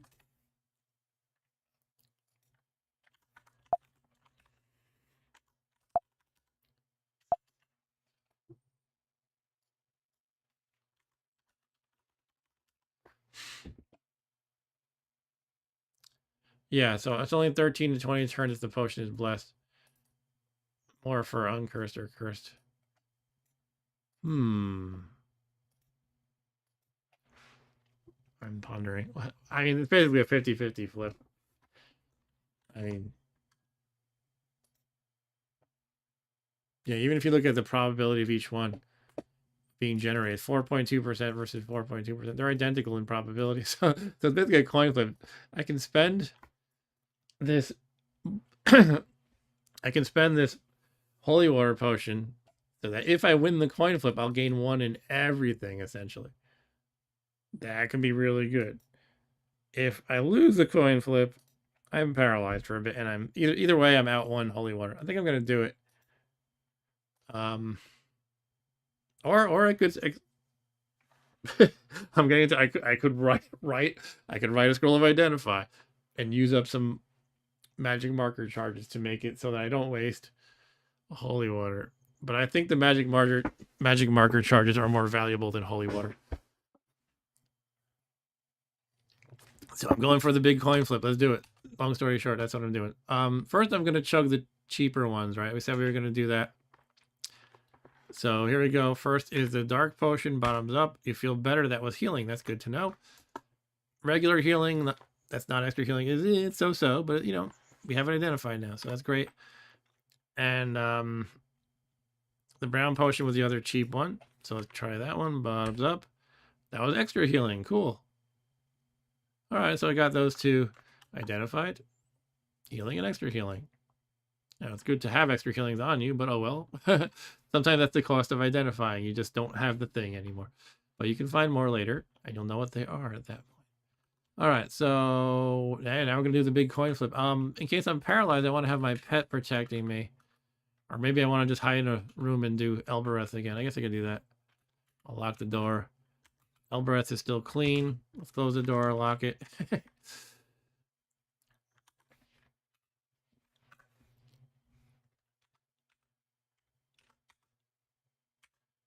All right, so Elbereth is still clean, and the door is locked. So we're gonna dip. We gotta take out some holy water. First things first, take out one of the potions of holy water. Or this is exciting because it's a gamble, and it'll be fun if it pays off. If it doesn't, I'll groan a little bit. But what are you gonna do? That's life in NETHACK. Dip the emerald potion into the holy water. I like to think you're like mixing them or something. All right, here we go. I'm either going to be paralyzed for a bit or gain 1 in every attribute here. Bottoms up. Yeah! You feel strong. You feel smart. You feel wise. You feel agile. You feel tough. You feel charismatic. Everything's boosted by 1. Intelligence is 20. And remember, I was just saying I needed 1 charisma point to make better deals. I just got it. Along with everything else. Woohoo! That's awesome. All right. I feel good when a plan works out like that. And the gambling aspect made it extra fun. I'm just going to take a moment to revel in that good outcome. Yeah, I'm easily amused, I suppose. Yeah, that was cool. Some people actually wish for those because they're just so good. You get, blessed potion of gain ability. You might even be able to ask for 2 of them, because when you get wishes, there are certain objects that are stackable. You can wish for a number of them, and the more you ask for, the lower probability you get it. But I think generally for stackable items, you can usually get 2 with a higher probability. So I think that's one thing people wish for, is like 2 blessed potions of gain ability, and you get like 2 of everything. 2 of strength, 2 of dexterity, and so on. All right, super. And it's definitely convenient about the charisma, because I was just saying, I could just get 1 more charisma, I could sell this stuff at a much better price. But let's do that. So I'm going to sell the valuable gems. I guess at that general store. Oh, the general store, right? Yeah, the general store. It's a very small general store, but a general store nonetheless. We can make some money and hopefully get enough to offer. Well, I'm not going to get that much. I need to get 3,600 to donate at the temple to get 1 permanent AC, which is always the thing that people do. This thing, they call it the protection racket, where you kind of rush into the gnomish mines to get to that place at a low level and do it for cheap. There's actually the character class, the healer, that they're a healer, and they're kind of like a joke that they're like a doctor. It's kind of what they are, I guess. Not really a joke. And they have a stethoscope and a lot of money, because they make a lot of money at the doctor. So one trick for them is to rush with your couple thousand gold that you start with. Rush into there at like level 1 or 2. Hopefully not die. I guess you have to know what you're doing. And just get a whole lot of cheap armor class by spending that money. All right, so let's sell these gems that we actually know what they are. The ruby I have identified, but by rubbing it, I call it that. But the thing is, technically it's unidentified, so I won't get the full value. But yeah, there's 2 amethysts, 1 chrysoberyl, 1 citrine, and 1 turquoise. Let's drop them. 350 for chrysoberyl. Sure, let's do it. 1,000 for turquoise. Yep. 600 for amethyst. Yep. 750 for citrine. Oh, that was the 2 amethysts together for 600, by the way, not 600 each. All right, so I have 3541 gold. I'm just shy of the 3,600 I need, actually.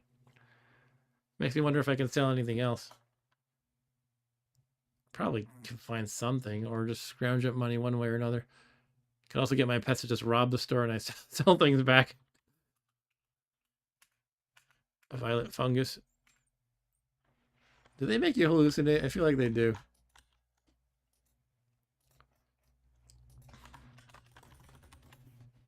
I feel like I'm like, do you remember in like the cartoon, The Real Ghostbusters, when they're looking up in that what is it?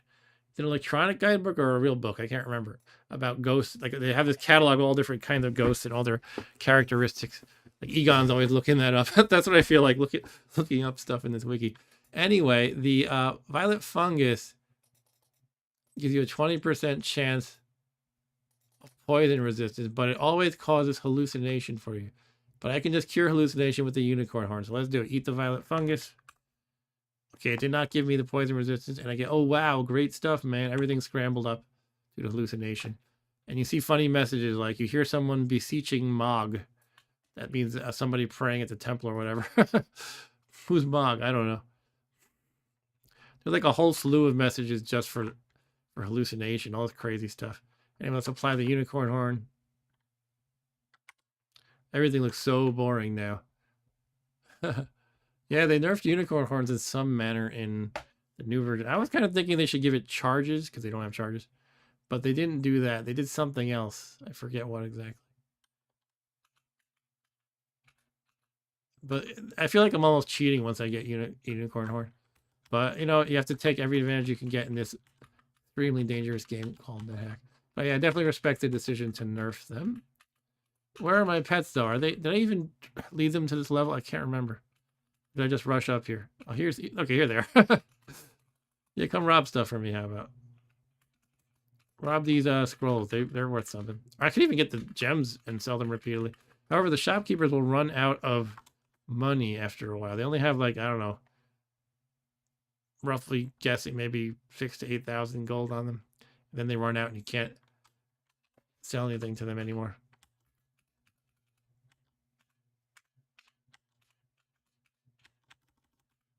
But there are multiple shopkeepers on this level, so there's that. However, the general store is nice because they're interested in all kinds of things. If you sell, you know, a scroll at the lighting store, they're just not interested. If you try to sell it, that is. Come on, doggo, do your thing.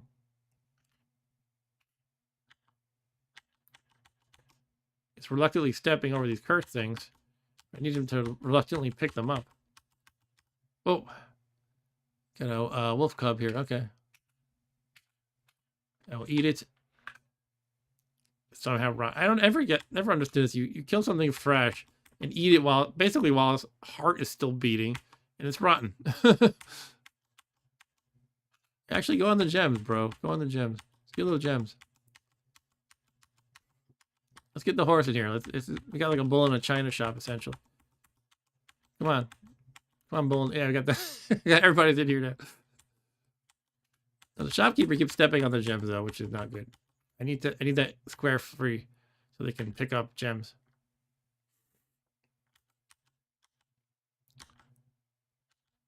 No one's picking up my gems. All I see is reluctantly standing on this, reluctantly standing on this. Here, what if I move them in a better place? Let's get the valuable stuff. Turquoise is most valuable. I'll drop it right here. There we go, we picked it up.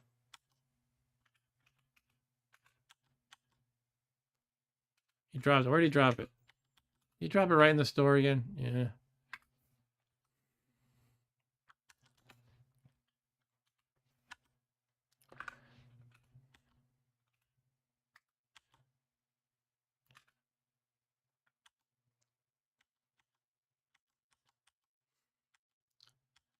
Whoa. Getting shot by the winter wolf. I mean, I'm fine, but I feel like I need to take care of him anyway. 3 candles? Sure, I'll take them. Alright, Lancito drops turquoise stone. Let's kill the winter wolf cub. Wait, don't pick it up again. I don't want you dropping it back in the store. There we go. Oh, Fred dropped it in the store. Damn it, Fred. Fred, Leoncito dutifully picked it up and took it out of the store. And then Fred picked it up and dropped it back in the store. Fred picked it up again. Come on, Fred. Don't let me down. Pull on the leash, Lancito wine. Sorry, Lancito. Here we go. The turquoise stone. Hey, do you want to buy a turquoise stone? I just happen to have another one. 1,000. Thank you. Sweet. You know, I might as well clean them out. At least I don't feel bad doing it as a chaotic character. It's weird doing this as a lawful character because it doesn't count as robbing to the game.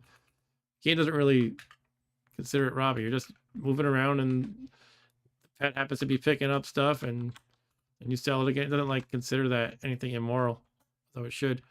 The citrine is only worth 161. Is that what we got before? Oh, that must be all he had left, I think. I guess it's not in my buffer here anymore about what I originally got it for. I think that sounds low. So I probably cleaned them out. Just for my own curiosity, let me pull up the gem page again. See what a citrine should cost. Yeah, that's a 1,500 thing. That at half price would be 750 when I sell it. So yeah, I must have cleaned out his money.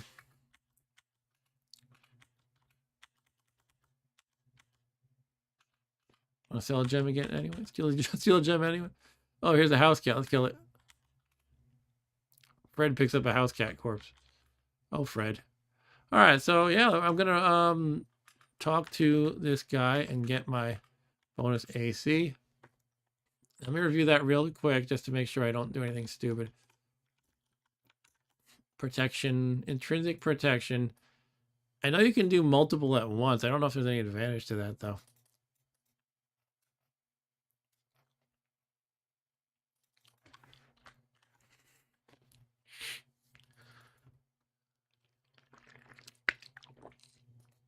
What is this UU stuff here? Anyway, I think they messed up some markup or something on the patient. If you donate at least 400 times XL experience level, but less than 600, so that means 3,600 because I'm experience level 10. I leveled up and missed it, so it's going to cost me 4,000. It's good to be leveled up, but this becomes expensive. Anyway, I'm going to have to spend 4,000. You can execute the code that gives you protection. Why is this so messed up, this page? And phrasing it like that is awkward. You can execute the code that gives you protection. This happens always if it's less than 9. And with a 1 in...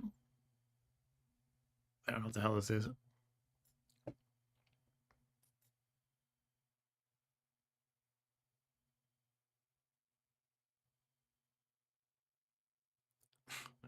That seems broken. Let me just read the high level thing up here. So basically, I think I'm guaranteed to get a point because this will be my first intrinsic protection point, up to 9. Once you get that, once you try to go beyond 9, I think there's only like a probability of success. All right, so I'm just going to do it. I'm going to donate 4,000. And we just chat with him, I believe. Chat up. So I'd like to make a donation, 4,000. Thou hast been rewarded for thy devotion, and my armor class is now -10. Wait a minute. I don't think I had -9 before, did I? Did I get multiple and I didn't even realize it? Let me rewind the stream to see what I had a moment ago. I had -6 a moment ago. I got 4 points. Wow. How did I get that? Did I overpay it, or is there like a random chance of getting multiple? I'm not complaining. I'm just I wish I understood what happened. So 400 times my experience level. That's 4,000. Okay, I guess you get a random amount or something. It doesn't say you only get 1 here. I thought that's what it was, but this probably explains it, but I can't read it with all this bad you bless stuff. Like what is that supposed to be? If I can figure out what this is supposed to be and replace it with that, I don't know.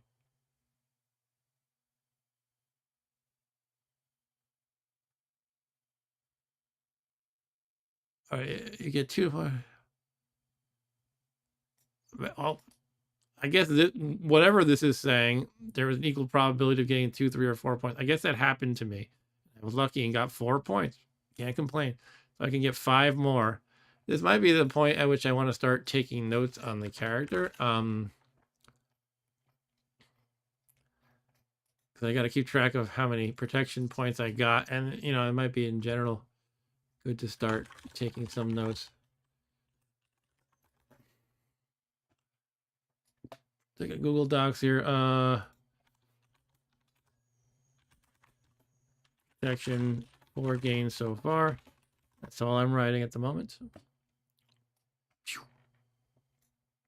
All right. So that's nice. Yeah. Wow. I feel like I don't even have that much stuff in armor.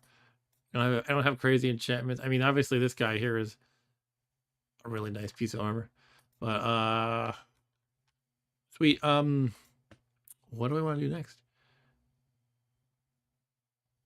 I could price identify this scroll here. As I mentioned before, you always have that risk of destroying a scroll every time you pick it up, but you might say I can't give you anything though, because if he's out of money. Let me try it with something else that's not a scroll, like the tin here. Cannot pay you at present, but oh, that's right. He does offer you the amount, the normal amount as credit though. So I'll hit no. So let's try it. Drop K. 101 Zorkmins in credit. I'm assuming the credit amount is the same as the normal price. So we're gonna price identify scrolls. Something that costs 101. Seems like an odd number. I mean, it has by default. Where would the extra 1 come from? So it makes me think that it's one of these 200 guys. The 1 seems weird. I mean, I should have no penalty because of my charisma. Oh, you know what? But he subtracts for being a jerk or something, right? So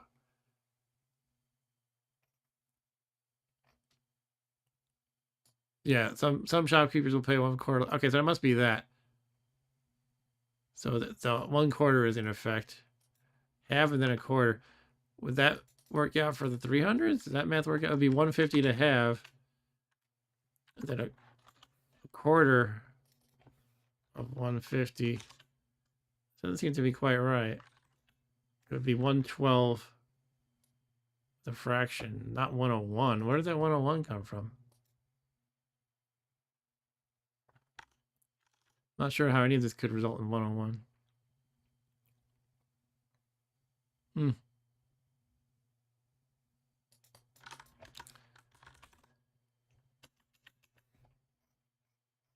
One possibility is when you get credit, it's a different amount, but I don't think it is. Well, could be somehow the rounding math makes it off.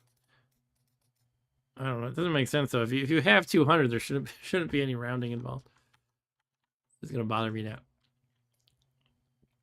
Half the base price, and the charisma doesn't figure into selling. So it actually doesn't matter that I have 11, does it? Yeah, I was thinking about that wrong earlier. All right. I'm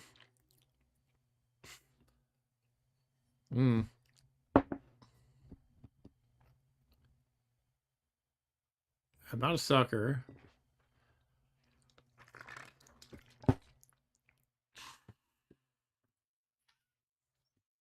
What if it's a quarter applied first, then the half? That shouldn't matter, should it? I think it could matter, but before it seemed like it was the half first. I don't know. I just don't know what it is. Definitely not anything less than the 200s on this scroll sheet, though. That's for sure. So it has to be one of these guys. I feel like probably a 200, even though I'm not understanding the math. But of those, I've identified amnesia, I know. I think charging. Take a look. I will not accept that purchase. Scrolls. Sorry, I skipped it. Yeah, I know charging and amnesia create monster, so not you, not you, not you. So it could be Earth, taming, genocide, punishment, stinking cloud. All right. Guessing it's probably one of the 200s, even though, again, I don't understand the math. So I guess Earth or taming.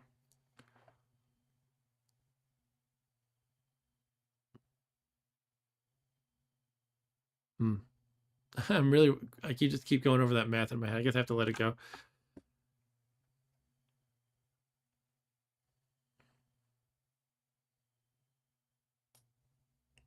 But we established before he's one of the guys who's subtracting, right? He's one of these guys, didn't we determine that? Cordless. It's got to be that then. I mean, that means it has. That would mean it has to be at 300. Although I'm not. I don't know. The math doesn't work out, so I'm missing something. I guess I'll just let it go. What I could do is make a ridiculously long name for this one. I'm gonna go ridiculous. This one is one of the following. Let's see how long we can make it. It is Earth slash for or Earth or taming or genocide or punishment or stinking cloud. Let's see if I can put all this in. Did it work? Yeah, look at that. It kind of stretches the whole inventory window because of how long this string is. But it's one of those. I didn't have taming in my list, right? Just want to make sure. Taming. Yeah. All right. Well, I mean, it could be something amazing or not. Basically, let's hide it. Oh, hide it away in my bag of holding.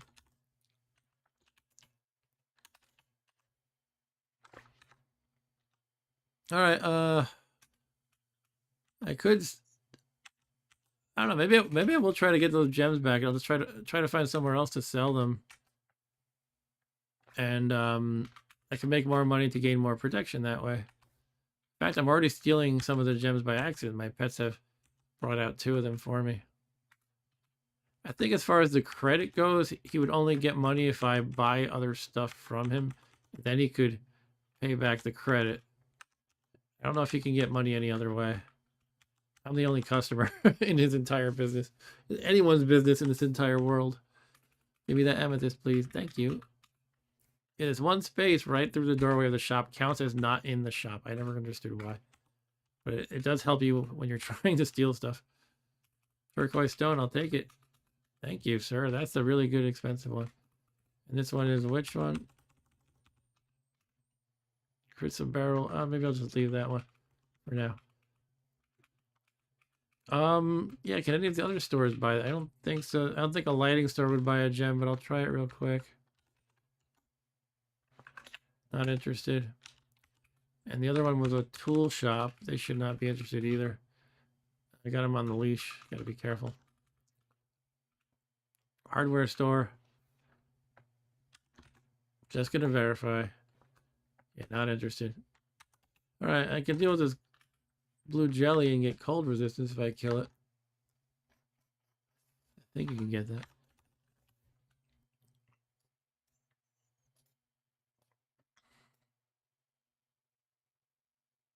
Load up, please.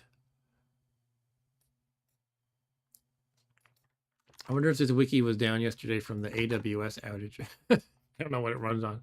It probably runs on some guy's server in his closet somewhere. All right, so you can get poison or cold resistance, 13% chance each. That would be great. I don't remember if I have cold resistance. I'll quickly find out when I attack him, because he does cold damage. But yeah, that'll be a good thing to eat. Here, it's only very cold. All right, so I got to be careful of that. You take a ton of damage from cold in this game. Look, I went down by almost 30. I probably want to just zap force bolts. I'm always paranoid in stores about shooting things around, but it should be fine to zap force bolt to the right. I believe. Let's try it. Misses the blue jelly. So far, so good. As far as breaking stuff or anything. I keep missing it. 3 times in a row, I missed with the force bolt. Hits the blue jelly. Hit the blue jelly. Actually, you know what? I want my dog out of here because I don't want him eating the corpse. So I'm going to detach the leash. When he exits, I'm closing the door. Don't come in, Leoncito. Let's keep shooting jelly. I don't think he can reach out and attack me. I think he only has a passive attack when I attack it.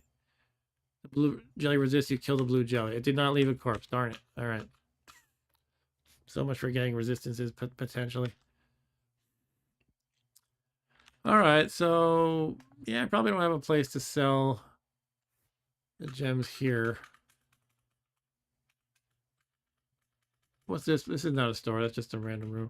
This is a what? Delicatessen. They're not going to want gems either, but I just want to try. All right. And there was one store up there that doesn't seem to be gems either. I mean, I know it's not going to work, but this is a hardware store. We're already in a hardware store. We're in True Value Hardware. Or was it Ace?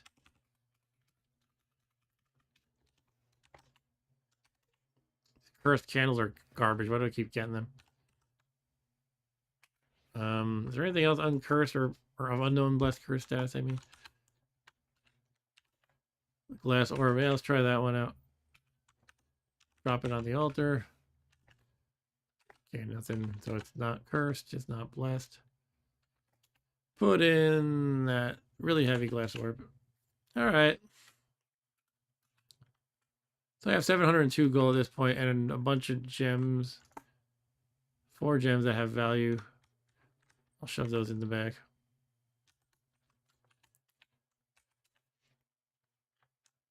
All right. Well, what's that yellow here? Is that a valuable gem I missed? Yeah, it's a crystal barrel. One of them stole it from me and I didn't even notice. Now, if we look at the map here, looks like we found no other shops the entire game so far. Wow.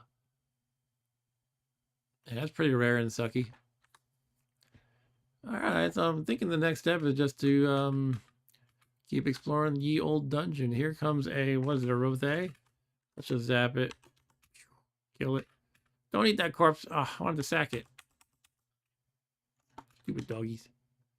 Some people don't like pets specifically for that. I kind of... They're good when you're not a powerhouse. Like, I'm not always a powerhouse. And part of it is just the warm fuzzies I get having a pet by my side, or 2 of them, even if it's not like rational. It is just cool having pets, even if they mess you up sometimes. Okay, this ring that I just found is cursed, so I don't want to put that on. I wonder if I can price ID the rings that I don't know. I should be able to. Let's see.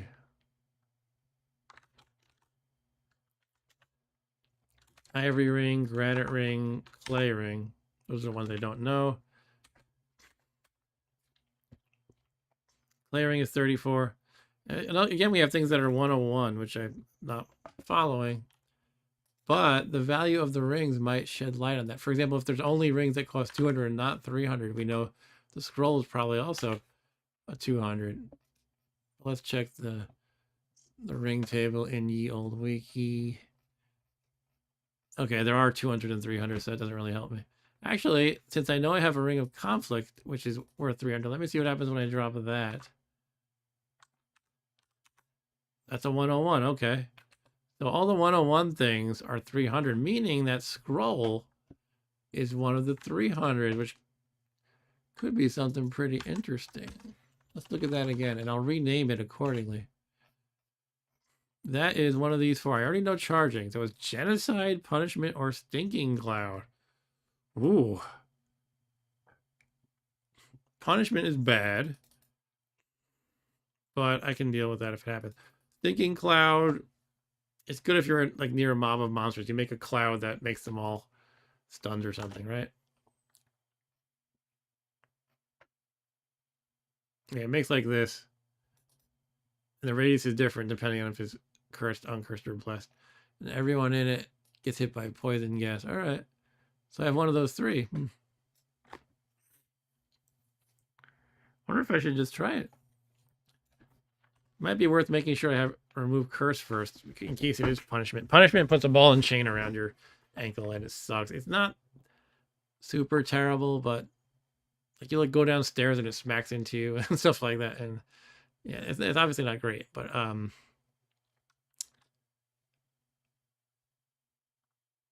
right. Anyway, let me rename it now that I know and I've narrowed it down somewhat. The fact that it's blessed is interesting. So it is genocide or punishment or stinking cloud. Some three wild options right there.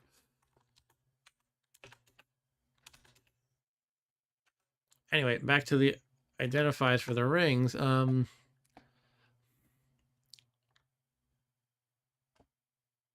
Right. So anything that costs 101 has a base price of 300. So the ivory ring and the granite ring are 300s. Meaning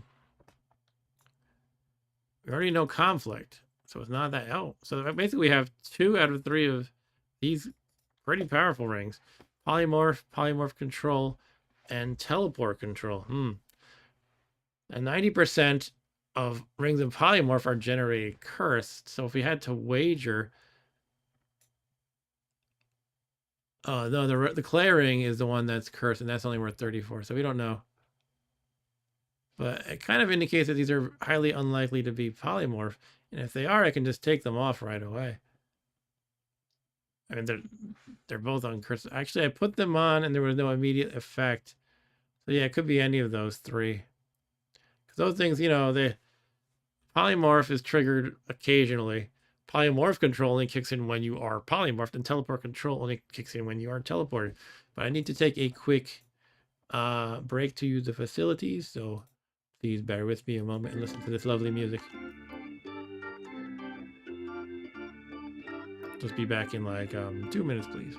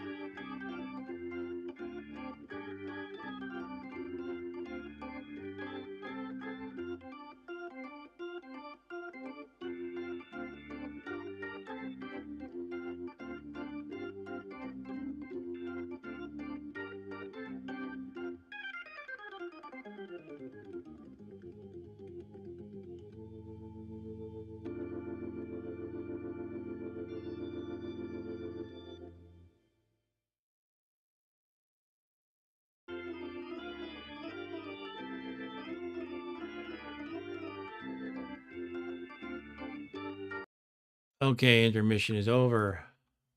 Thank you for hanging tight. Thank you for whoever hit the like button. I appreciate that. I also managed to quickly squeeze in my Duolingo lesson in a mere 1 minute and 53 seconds before I ruined my streak of over 400 and something days. That's what's important. Right then. So we're doing a lot of identification, fun stuff like that here. Where the heck were we though? With these rings. Right, so as I was saying, I have 2 of these 3 rings here that aren't really triggered immediately. You have to wait for something to trigger them. I could just put both of them on and wait for something to happen. That's probably not smart. It would drain my nutrition level. My hunger would increase.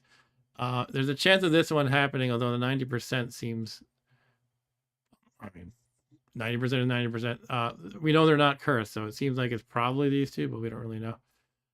One way to do it is I could do something intentionally to polymorph myself. Like blast myself with the ring of polymorph. With one of the rings on. That's not good. I don't want to play with that. Polymorph can really mess up your game. And obviously I would take off my armor if I did that. Anyway, I'm just going to name them this or that, essentially. So let's take care of that. Ivory ring and the granite ring.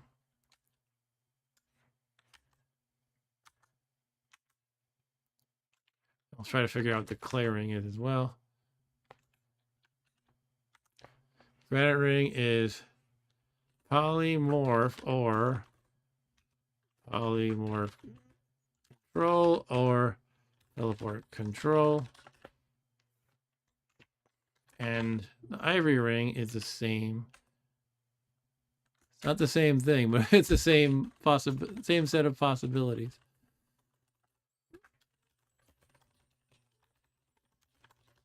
Okay, and we have the cursed clay ring, which was valued at, where the heck was that?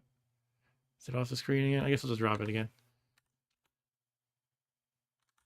34, which I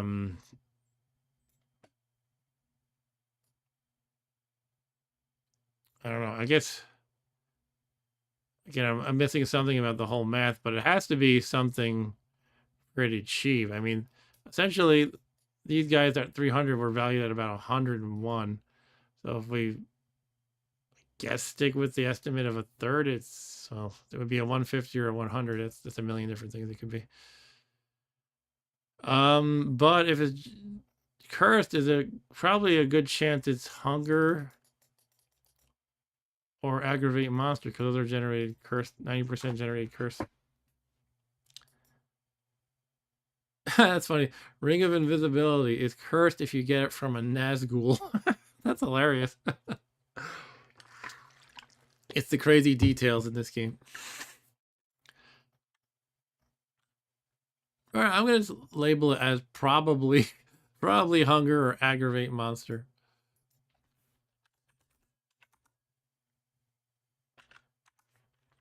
Prob hunger, ag monster. There, fine. But we don't really know. All right, so that's that. What else? Anything else I can do while I'm here? Yeah, it would be good to nail down what these guys are. I'm just not sure. I mean, I guess one option is I could,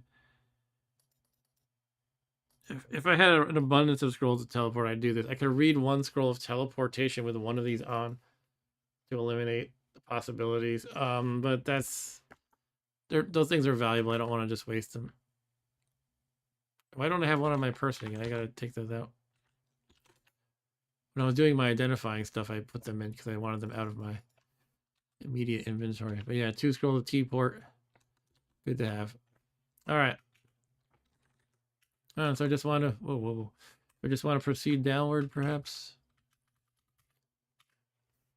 What's my next step here?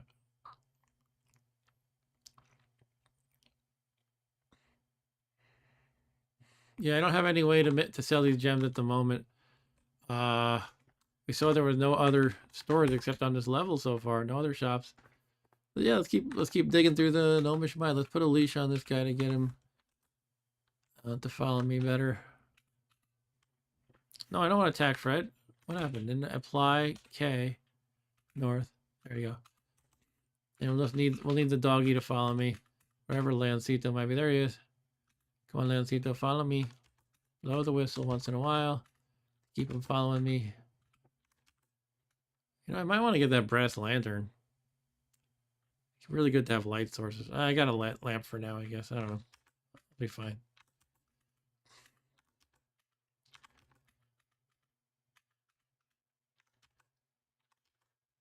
Honestly, groping around in the dark isn't as bad as it probably should be. Now I'm going to test now if using this thing takes into account this cursor movement thing. Does it take into account somebody on a leash, or does it just yank? It does take into account, I think. That's fantastic. It's so much easier to lead a pet along on a leash when you don't have to worry about being careful about taking too many steps. It looks like it's perfect. I did say you pull on the leash one time, though.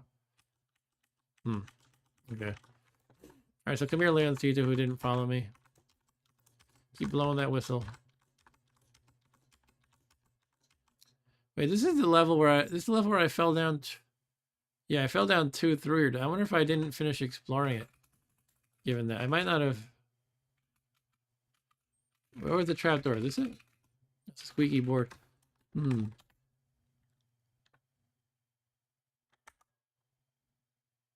This is the showing only the train and traps. It looks like there's a trap right here. Maybe that was it.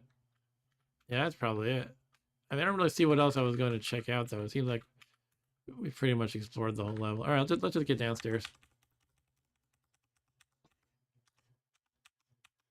Come here, doggo. Fly the whistle. Fly the whistle. Come on. All right, here we are.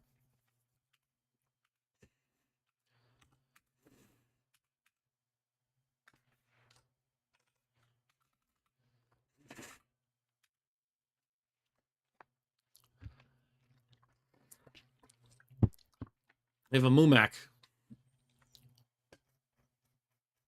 I feel like they might be a little bit dangerous if I go purely toe-to-toe with them. They do a lot of damage.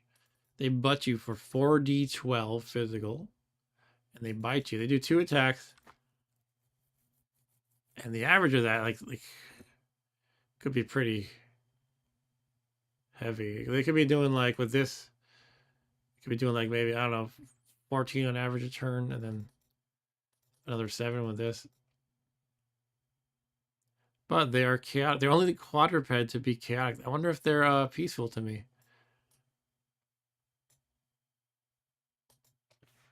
It didn't say a peaceful Moomac though. No, so they're gonna attack me. I think I'm probably fine zapping them with my force bolt, but going toe to toe, they might mess me up. They are borrowed from Tolkien. They're the Oliphants, basically. All right, I'm gonna start zapping them. Anyway, I started blasting.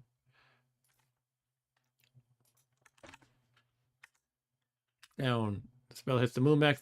The horse is in the way though right now. Shoot it. Misses. Misses. Misses. Hits you. Kill it. Ugh. I'm gonna eat it. I deserve to eat an elephant. I'm satiated. Thank God. If I could eat an elephant and not get full, something would be really wrong with me. Anyway, this level's dark. Maybe I'll put on the lamp. Put on the lamp. We got a nice little radius. Now. Is that a magic marker? Oh my God, another magic marker. Kind of regretting wishing for one. I'm finding so many now. I could have used the wish on something else. Hey, 3. Having 3 of them is not bad. I actually want to check like right away if it's blessed, uncursed, or what. Ooh. Okay, so I hit a trap that blinds, and this is I think it might be called a magic trap that does this, but I'm blinded and deafened. Because I am blind, my telepathy kicks in and I can see everything. And there's a cockatrice right next to me. I want to step away from that. so it doesn't turn me to stone. Let me just check real quick whether I have a lizard corpse. I do not. That would cure stoneness should it be an issue. I'm not going to worry about it too much. I can probably outrun it, no problem. I'm going to step northwest, though. Oh, there's something in the way. Okay. I might have to, like, fight my way out of this. I could just teleport. I mean, as dangerous as they are, in a sense, I very rarely find myself dying to cockatoos. It's their corpses that are more dangerous. Even then, I'm just so careful with them. The peaceful imp here. There's something invisible here. If I try to go there, I'm blocked. I could just teleport. I mean, if I start to turn to stone, I think I can pray to get out of it. But I'm thinking, you know, this is the kind of situation the teleport is for. It looks like nowhere else in the level is especially dangerous with respect to monsters. So I'm going to just do that. I'm teleporting. All right, there I am. And look at that. My horse who's on a leash came along with me. So here's that cockatrice. I'll leave my dog to deal with that. I'm still blind. So I've got to search to feel my way around. Cockatrice is headed my way, it looks like. I'll keep a close eye on it. Okay, I can see again. Nice. A pair of lenses. What does this do? I don't remember.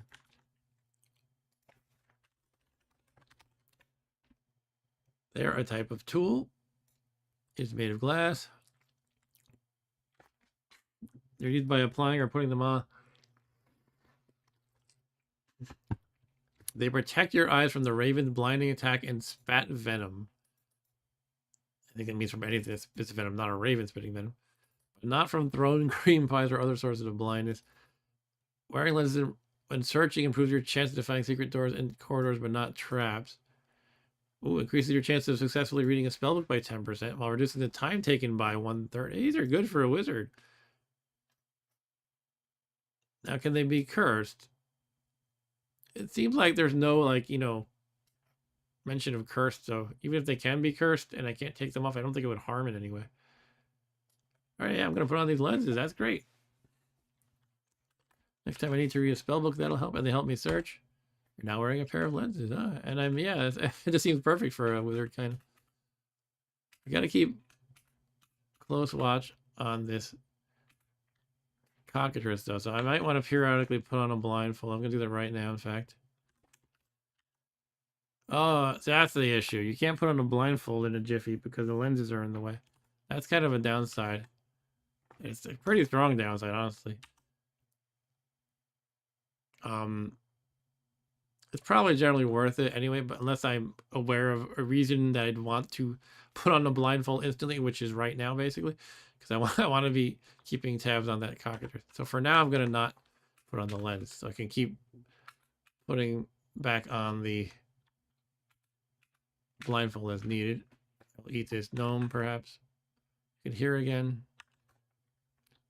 Let's put on the blindfold again. All right, it's not really too close yet. I mean, I should be fine. I'm just going to force bolt it as soon as it's in range, basically. Put it on again just to check. All right, he's not really coming my way. He's just kind of bopping around. My dog is still surviving. For some reason, I don't find the pets die to cockatrices much. I don't know if they just don't attack them or what the deal is. Kind of interesting. Pets seem to be ignored by a lot of things. There are certain things that are very dangerous to pets, like anything that wields like a weapon. You see them, anything that, like, you know, swings a sword. They can really nail your pets. Like, you know, you find like, I don't know, an elf or a watch captain. They'll just start swinging a sword at your pet and they'll get owned. Let me put the magic marker in the bag of holding. Right.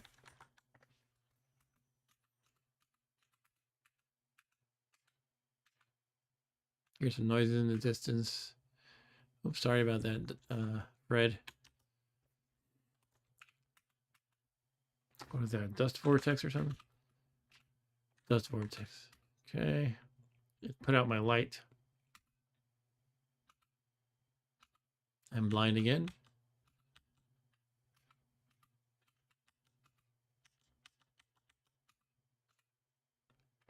A gem called white and soft. Stop eating the gnome because another gnome showed up. Oh, here is our friend the cockatrice. Time to shoot it. Bam. You hit it, it resists. Shoot again. Kill it. Woo! Alright. Now, if I pick it up, it is game over because I don't have gloves. If you touch it, you turn to stone. So, this is where I have to be super careful. If I just accidentally hit comma on the same square as it, I'm dead. If I accidentally have auto pickup on, I step into the square, I'm dead.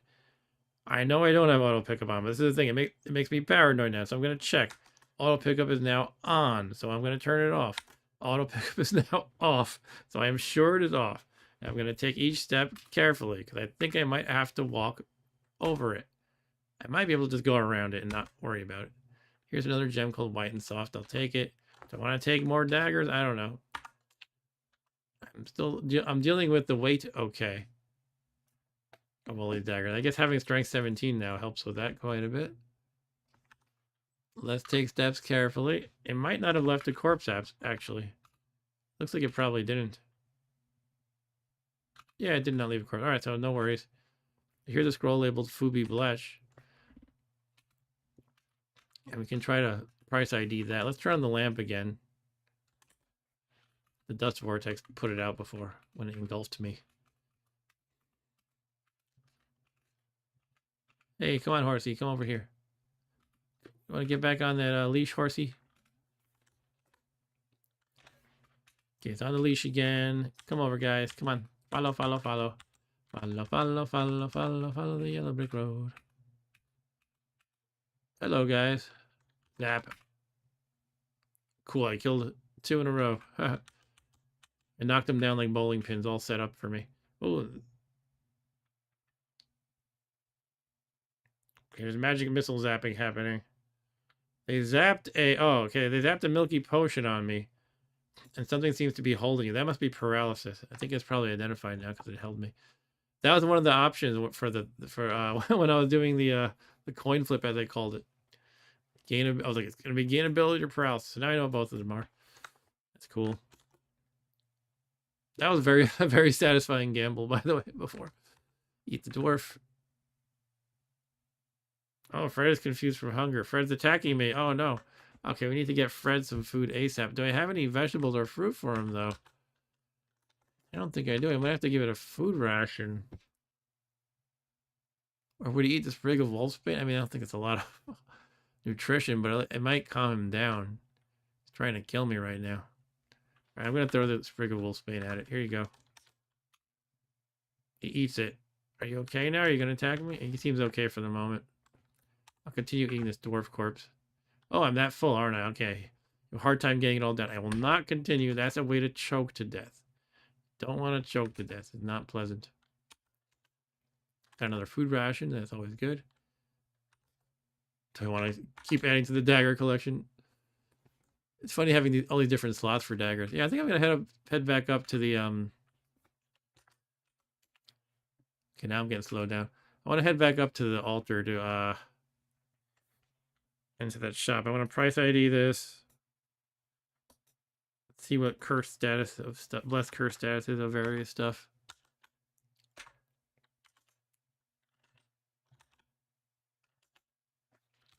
I'm unencumbered at the moment. Let's go up, guys. Come on. I gotta keep in mind, though, I want to try to find some fruits or veg. My horsey here. That's right. He slipped free from my leash when he got mad at me.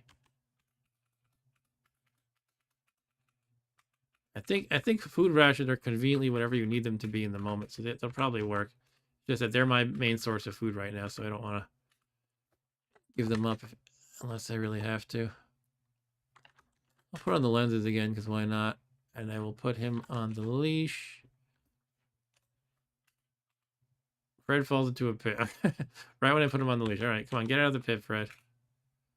Elf mummy. Hey, you doing all right down there? Fred Wickers. Come on, Fred. Get out of the pit. Oh, another dust vortex.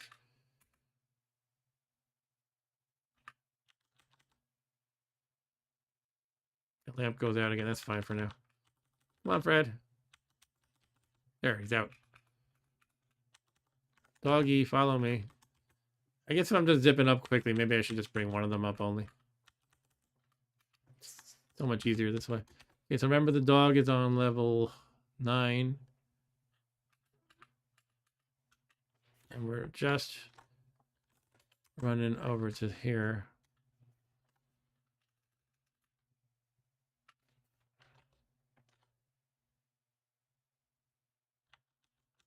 How is he so far apart from me? But I didn't like yank on the leash or anything. Interesting. Maybe he got. Oh, I think he might have got free of the leash when I got engulfed by the dust vortex. Maybe. Anyway,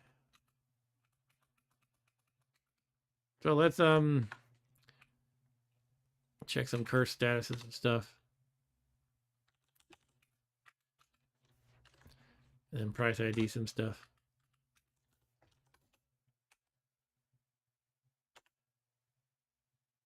Okay.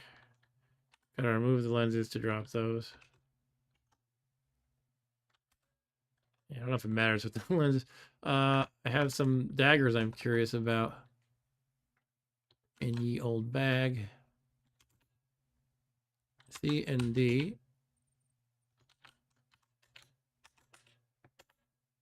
Ooh, we got some blessed ones. I suspected maybe there was some blessed. Only one blessed one, but I'll take it, I guess.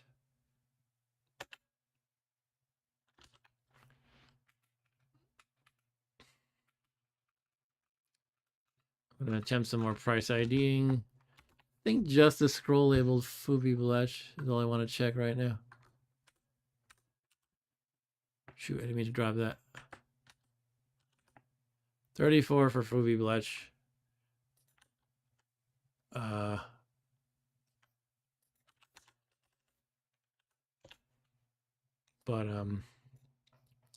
still confused about how we wind up with this price. I'm gonna from the top try to figure this out again. So selling.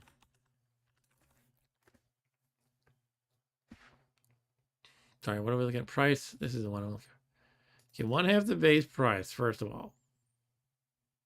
And I'm not a sucker. And 1/4 of shopkeepers will pay 1/4 less for unidentified objects, which it is. So I think it should be half price and then 1/4. 1/4 less. And looking at this, half price and 1/4 less sounds like what, 100? So half would obviously be 50. 50 divided by 4 would be 12.5. It doesn't seem right. That would take us to 37.5.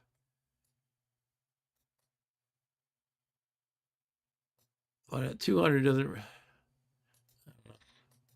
What if it's the other way? You do the 1/4 first and then half it? Then you'd have 75 heads, which that's the same amount. Yeah, it wouldn't matter which way you do it, right? Yeah, it's multiplying by a fraction. Those are you can swap those around. It shouldn't matter. So either way, I don't know. It doesn't seem quite right. So I'm not understanding. And it's a little less. Oh, could it be the 80? If you cut 80 in half, then that also doesn't seem right. Sorry, 80 in half, and then 1/4 off that, minus 10, that would take you to 30. So I'm not sure how we're getting at these weird numbers. Like basically 80. I don't know. 80 seems too high and 60 seems too low. I'm missing some factor here. Am I a dork?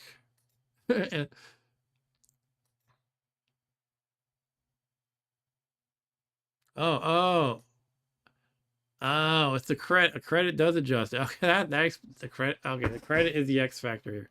A shopkeeper with no gold will offer credit equal to 90% of the sale price, which you can multiply by 10/9 to determine the correct sale price. Okay, all right. So here we go. So it's basically half, a quarter, and then 9/10.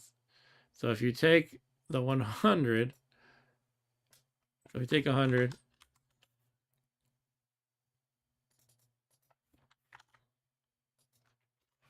subtract half, that gets us to 50. A quarter, 50 is a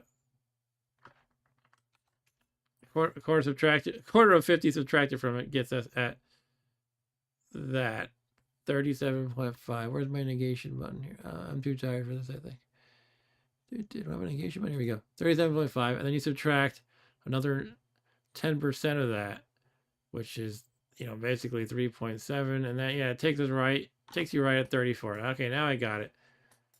Cool. So because the credit is the whole X factor thing that was throwing me off entirely. All right, so I know it's one of these, but which of these do I already know? Let's pull up ye old identify list here. Is that the full list of scrolls, or is it on another page? It's the full list, just fitting on that one screen neatly. So of the hundreds,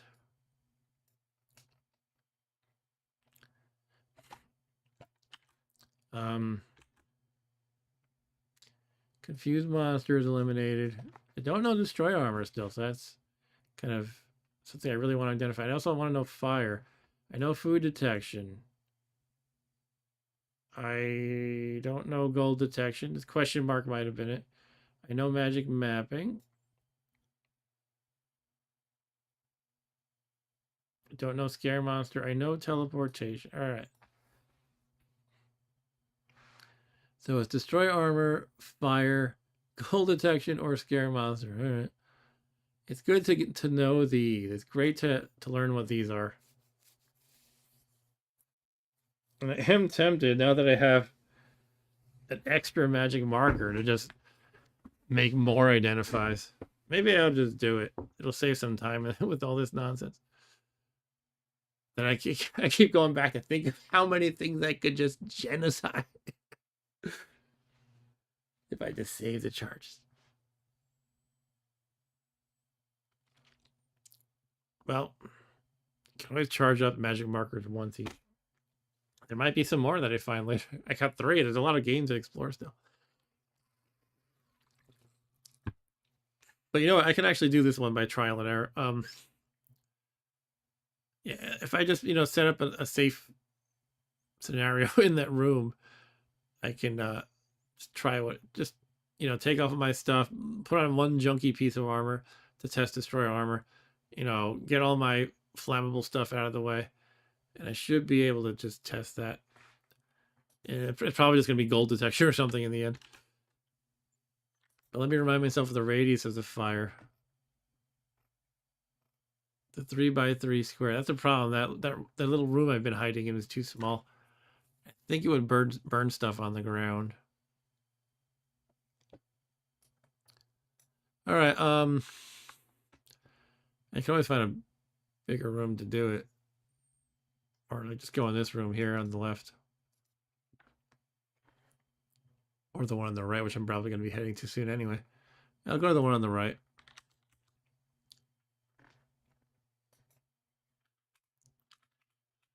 So, I brought my horse with me, but the dog, I'm just reminding myself, the dog is on the subsequent level.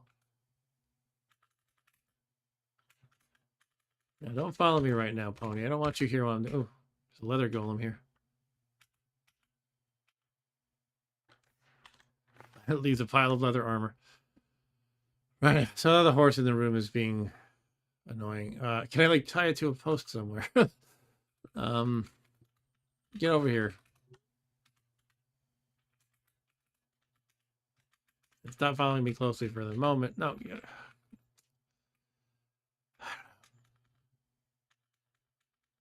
Where'd it go? Oh, close the door in the face. There we go. Close this one too. All right. You can still go in that topmost entryway, unfortunately. But I'm gonna try. I'm gonna carve Elbereth right here. It won't affect the pony, I don't think. This will be my protection in case a random thing Oh, I'm engraving with the blessed dagger by accident. Sure, that's probably fine too, right? Dagger gets dull. That's a problem. Daggers get dull. I forgot about that. So I gave a -1 to that dagger.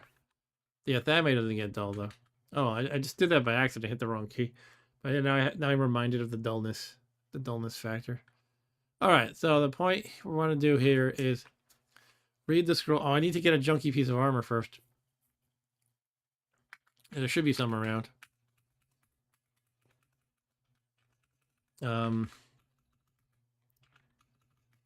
What about this thing? As long as this thing is uncursed, this is worth being my test subject. Pair of hard shoes. It is not cursed. Cool. So let's get my butt back over here. Oh. Problem with the pathfinding is you run into anybody on the way, even if they're peaceful, it'll cancel it. No, don't come here, pony, right now.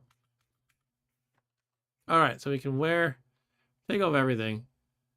Wear the pair of hard shoes that we don't care about. Drop all things I don't want to be damaged by flames. Let me do that first. What can get damaged? I always have to remember it. Armor gets smoldered. Potions will boil and explode. Why don't I just look it up? I think it's basically armor, potions, scrolls, spell books. I almost always forget about spell books.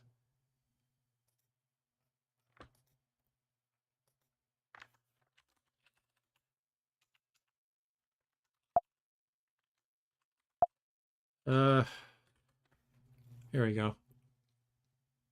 If you decide to read test, this is what I'm doing. A 100 Zorkmid scroll. It may be a good idea to remove worn armor and stash any scrolls, spellbooks, and potions on hand. Yeah. So it seems like it won't damage unworn armor, but I'm not going to take this sentence super literally. I'm going to drop it in steps like 4 spaces away, or however many I need to. Yeah, 4 spaces away should do it. All right, so let's do that. I never remember if things in the bag of holding are protected from that kind of damage. I guess I'll drop the bag of holding, which makes me nervous. But I will do it. Drop these. I'm going to put, actually, this scroll of teleport should go in the bag of holding. Because again, anytime I pick up a scroll on the ground, it risks disintegrating. So I'll put that in the bag of holding.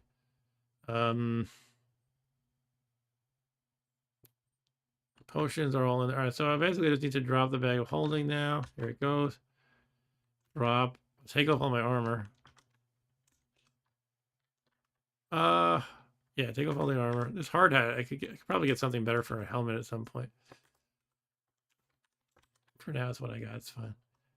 Put on the pair of hard shoes. I'm going to drop the extra armor anyway, even though it doesn't... Based on that text, it sounds like it's fine to carry on your person as long as you're not wearing it. All right, so I'm going to read Fubi Bletch, and it sounds like I should be safe from fire damage. I mean, it would take hit point damage, but no equipment would get damaged. No, go away. No, no. Oh, you're going to ruin my... I don't want to hurt you. Don't pick up my shit, please. Oh, hang on. Here, get up. Jesus Christ. Pick up speed boost. I don't like this at all. Don't pick up my crap. Put it near me. This is why people hate their pets. Here, let's go down. I'll lead him down, then I'll come back up without him following me. There, he's like somehow 3 spaces away already. I don't know how. I'm going back up. Now I don't have to worry about him. All right, so I'm going to stand here and do it. Let me just review everything. I only have his hard shoes being worn. No scrolls, no potions on person. All right, let's just do it. Read Fubi Bletch. Your boots disintegrate. There it is. Destroy armor. All right, the crappy boots were our test subject. And now it's identified. We don't have to worry about reading that by accident anymore. You can see it right here. Perfect.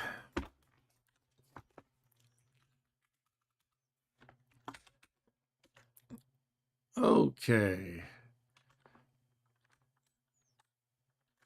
Put on the hat. Put on the blessed, greased, +2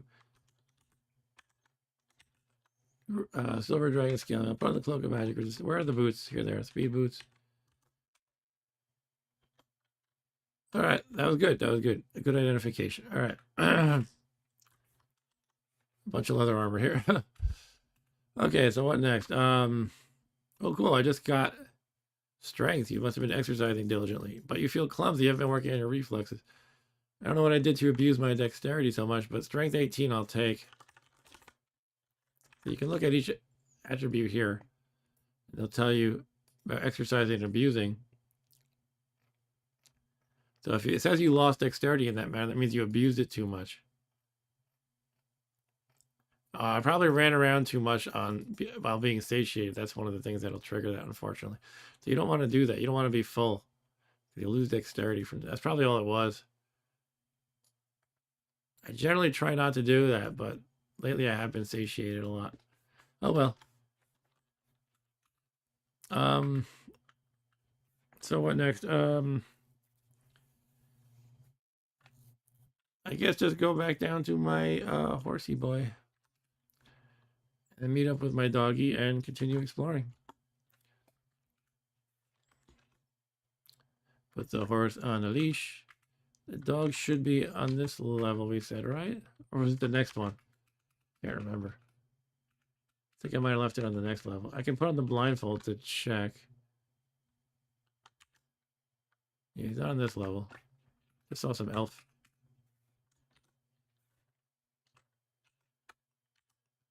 Blindfold, there he is.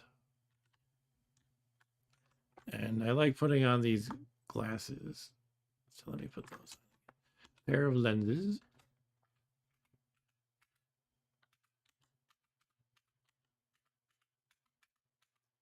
Right, we should use a lamp. The imp is friendly, so he doesn't bother me. Cursed candle, screw that. What do we have? A floating eye here? Shocking sphere, let's just shoot it. It misses. Spell misses. Step back a little bit. Come on, guys, get out of the way. Get out of the blast radius. There we go. Shoot it. Spell hits it. I think these things have a blast radius. It explodes. Oh well. Caught in a blast of kaleidoscopic light. Shocking spheres do that? No, something else did that. Wow. Oh.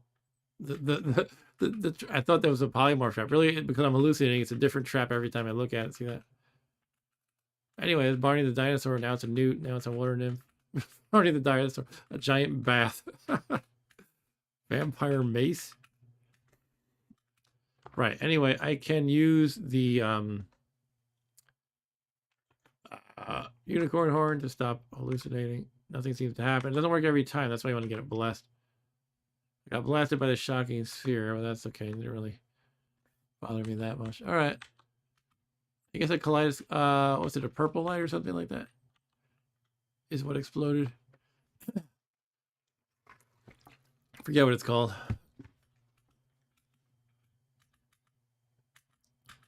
All right, I think that's pretty much the level. Unless I want to get that little corner in the bottom right. I guess I should. But I feel like it's going to be nothing. Let's use this convenient cursor remove thingy. And, oh, I guess it doesn't take into account the leash yanking. At the bottom it says you pull on the leash, Fred neighs. All right, I'm going to take him off the leash.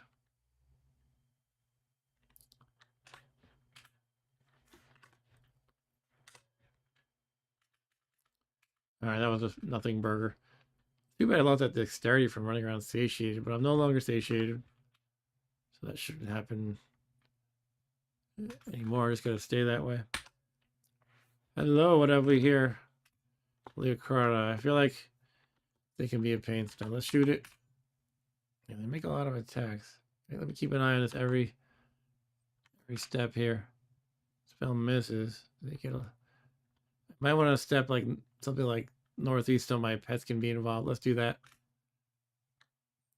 Okay. There it is. Come on, pets, help. Fortunately, I'm very fast. I'll be able to outrun it. Let's shoot it. Step away and shoot it. Hit me again.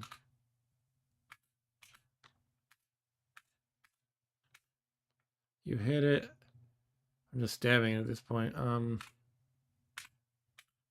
Kill it. All right, you guys want to eat it? Go ahead, doggy. How's the pony doing? He whinnies. Is he a penny? Is he a pony or a horse anyway? He might be a warhorse by now, actually. I can stethoscope him. It actually doesn't say what he is. It says he's level 4. I think level 4 might mean warhorse, though. So his doggy's going to be eating his Leocrata for a while. There, he's done. Hey, come on, follow me, guys. Keep blowing the whistle. Not making much of a sound. Nope. Not waking up any monsters, right? What is that? Something that was there before, probably. It's no longer there. All right, let's go, go, go. All right, here's that last. This is the farthest we've been, the deepest in the Gnomish mines. When I fell down the shaft, it took me 2 levels down. I just wanted to, like, get back up as soon as possible. All right, what's all this mess? Just some random junk from dwarves and whatnot. Another gem. Oops, I didn't mean to pick up the rocks. Got stuff fat fingering things. A paper golem. More unlabeled scrolls for my enjoyment. Put them into my bag of holding.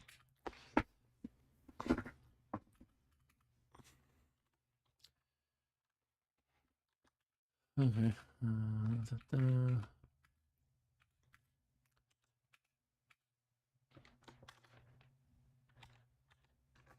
I will eat the dwarf. Once again, another fresh corpse that is rotten somehow. Centaur. What are you doing here, Centaur? Peaceful mountain centaur. I guess they like chaotic people. I don't know what their deal is. Or are they peaceful with elves? Maybe that could be it.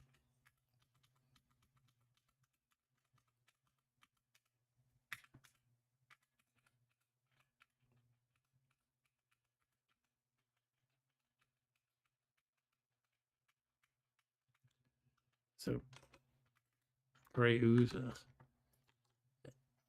I always forget what the individual blobs do. Like, this one corrodes, this one rusts, this one, the gray ooze. It's a single bite attack that can rust metallic items the target is wearing. But they're a nice thing to eat because you have a 7% chance each of these things. Fire resistance, cold resistance, poison resistance. I don't believe I have any of those. I definitely don't have cold and poison. I'm not sure about fire.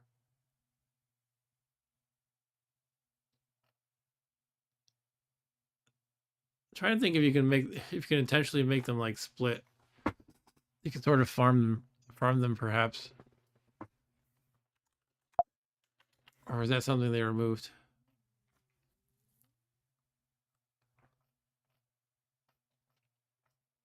Doesn't mention splitting.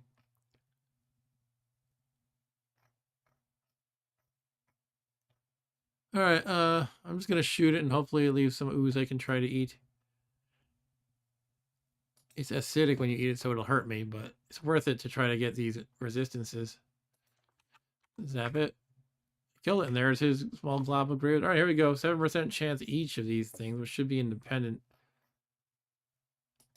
Yeah, roughly 1/15th chance each of granting those. All right, so it might be nothing happens, but here we go. Yeah, nothing happened. Figurine of a soldier ant. Interesting. So with the figurines, you can apply them, and it summons one, and it becomes your pet. Do I want a soldier ant to be my pet right now, though? It's not really going to be that helpful, I don't think. Here's a crocodile. He ate a crocodile, King Tut.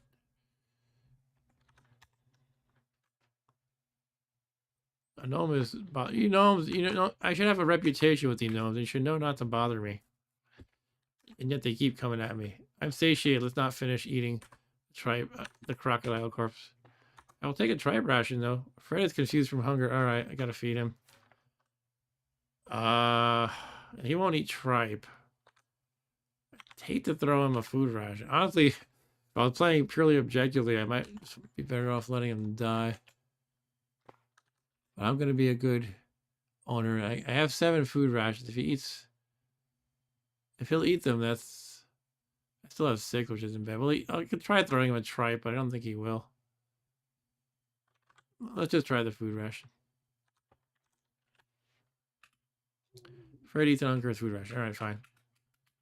Yeah, I feel like I'll probably find enough. Got more daggers. I got 20. I got to really start getting some enchantments going on those things. I haven't even identified enchant weapon yet, though. I don't think I have. All I have one that's possibly enchant armor, but I don't know enchant weapon at all yet. Pretty sad.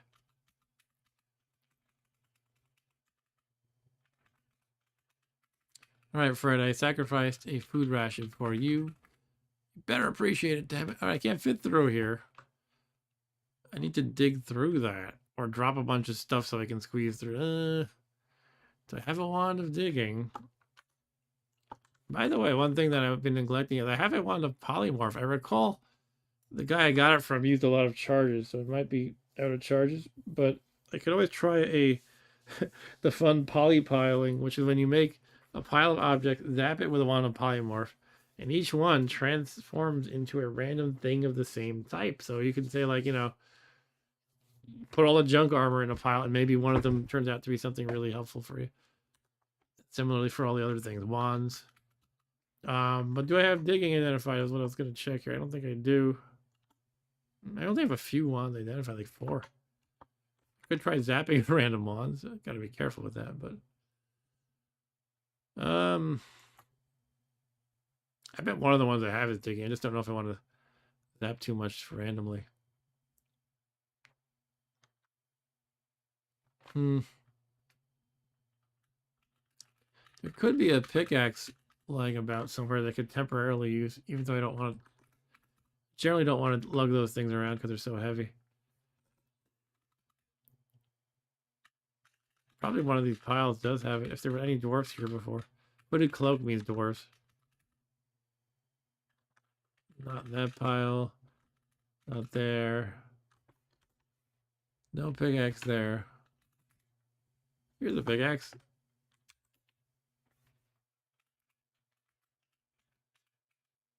Problem is, it can be cursed. It would be really stupid if I use this and it was cursed. Oh god, a pyrolist. I don't like that. They shoot fire. That might be even worse than a cockatrice. Alright, first of all, let's drop this pickaxe so we don't have to worry about that slowdown messing me up. Drop the pickaxe. Alright, so it's not lined up with me right now, which is good. What's my plan here?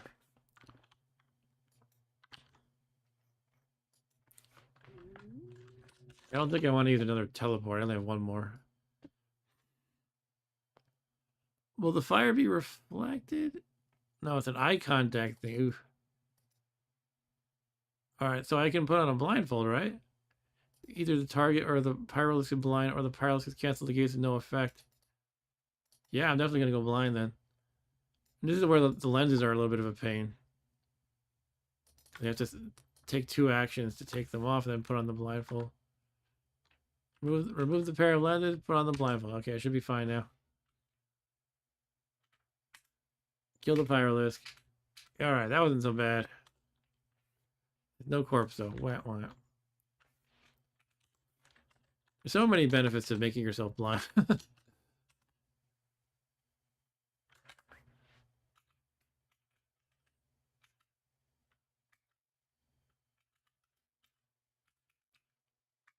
Maybe I'll have to test if one of my pets will step on the pickaxe. See if it's cursed or not. Where are the pets? Here we go. Let's put one in like an area where they'll probably tread upon. Drop Y. Yeah, you walked over it freely. Okay, so it shouldn't be cursed. So I'm gonna dig through that little area just so I can squeeze through without any difficulty. Apply the pickaxe to the left. There we go. That's all I needed to do. Drop it. Wield magic bane again. What's that? Oh, oranges. I wish I had those before. My horse could have eaten those instead of a valuable food ration. Some more gems.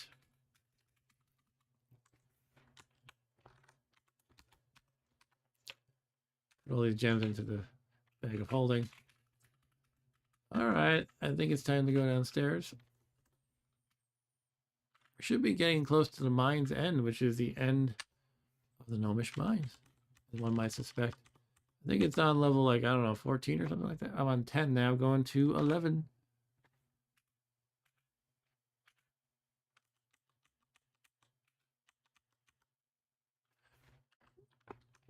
It might be a good idea anytime, like, come down a level like this. I should put on the blindfold quick to assess the monster situation. Nothing dangerous. Put on the lenses again, just because. Here's a new gem. Let's try engraving with it. It's soft, okay. Orange gem. Sorry, what was it? It is orange and soft.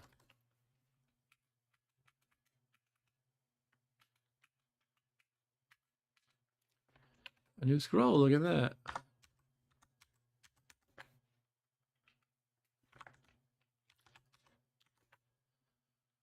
I'm gonna drop this blessed dagger just because I know it's dull and I don't want to have to deal with that ever. And now I'm not encumbered, so that's nice. I should be throwing daggers more, maybe. I don't know. What's these gnomes? Like, who cares? Scroll teleport, thank you. Studded leather.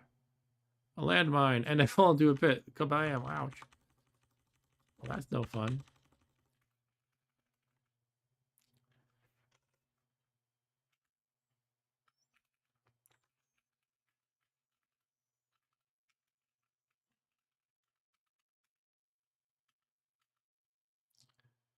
Killing this horse, because I don't need another pet. Let's just kill it. Alright, Leoncito eats a horse. Wow, you must be hungry, Leoncito. I am burdened still, aren't I? Is that from the landmine? It can injure your leg. Let me try using the unicorn horn. Alright, so I'm not injured from that. I'm just carrying too much junk. Story of my life. Put in some of these extra daggers. The unknown scroll.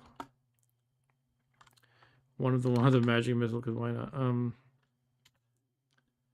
still burdened, huh? Did I think of something really heavy? Whatever. I mean, if I really need 20 daggers at the ready, I guess I don't. But there's other junk I can put in there. Eggs. I should figure out what this tin is. Maybe I should just eat it next time I'm hungry.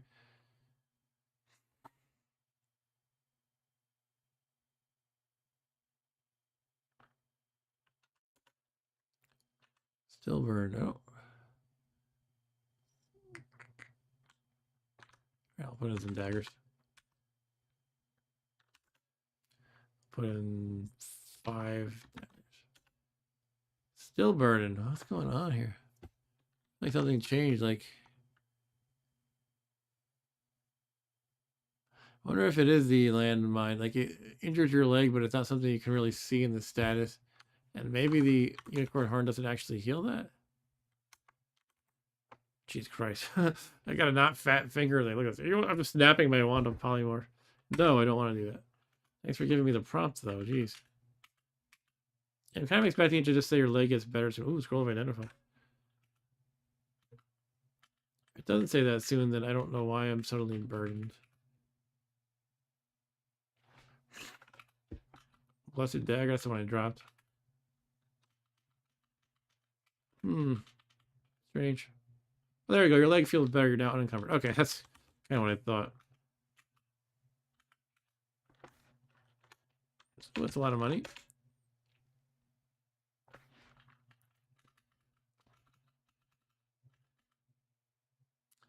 Potion of blindness was thrown at me. Something is very dark. You can see again that was not long lasting. Can't squeeze through that diagonal tunnel. Kill the Gnome King. Okay, I'll just keep hitting him. He left nothing.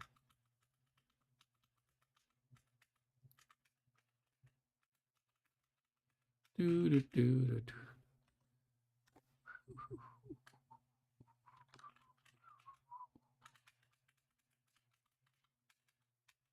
La la la la. Well, it's almost midnight here in New York. It might be almost time to wrap up the stream. Not a very popular stream tonight. Not a very chatty stream either. Sometimes the NetHack streams are like super hopping. Sometimes they're super dead. Go figure. Who knows? But I'm having fun, and I hope whoever's still watching, maybe it's you, Eric, is also enjoying the game. I'm gonna force open. Oh, actually, I don't know if it's locked. It is locked. Hey, it's Dan the Man, actually. Woohoo! Hello, Dan the Man. Dan the Man says, watching the opening NBA season game, so didn't see your stream till now. Lakers versus Warriors is a good battle, but not as exciting as watching you sweat as a mind player with a wand of death hunted you down. You know what? I'm getting ready. I'm gonna be doing some genociding. I'm gonna totally genocide those bastards. I'm just not ready to do it yet. I have 3 magic markers now, Dan. See inside my bag of holding. There are the 3. Oh, I forgot to bless uncursed status, identify that one, third one. But yeah, that's gonna be fun to try out. Yeah, I'm gonna try to get. Well, I can't really try to make this happen, but when it does happen, if I find a black unicorn, I can throw it 2 valuable gems, and I'll get so much luck that I can. This is my plan. This is my big plan. I can. Let me find my magic marker tab in the wiki. What I can do is I can write any unknown scroll or spell book. Unknown is the key because there's so many I don't know here. And as a wizard, the probability of it just letting me do it, even though I don't know it, here we go. It's pretty high. So what I'm hoping to do is get my every time you throw a valuable gem to a co-aligned unicorn, you get 5 luck. So I don't know what my luck is exactly, but I suspect it's in maybe this 2 to 4 range. And I'll get so high. My hope is I would get 11 or plus, and I have a 98% chance of success as a wizard. Just write whatever I want with these magic markers. I can just be like genocide, genocide, genocide, genocide, genocide. I get it. And if I bless the scrolls of genocide, the way it works is, and I probably talked about this before, but it's fun to chat about.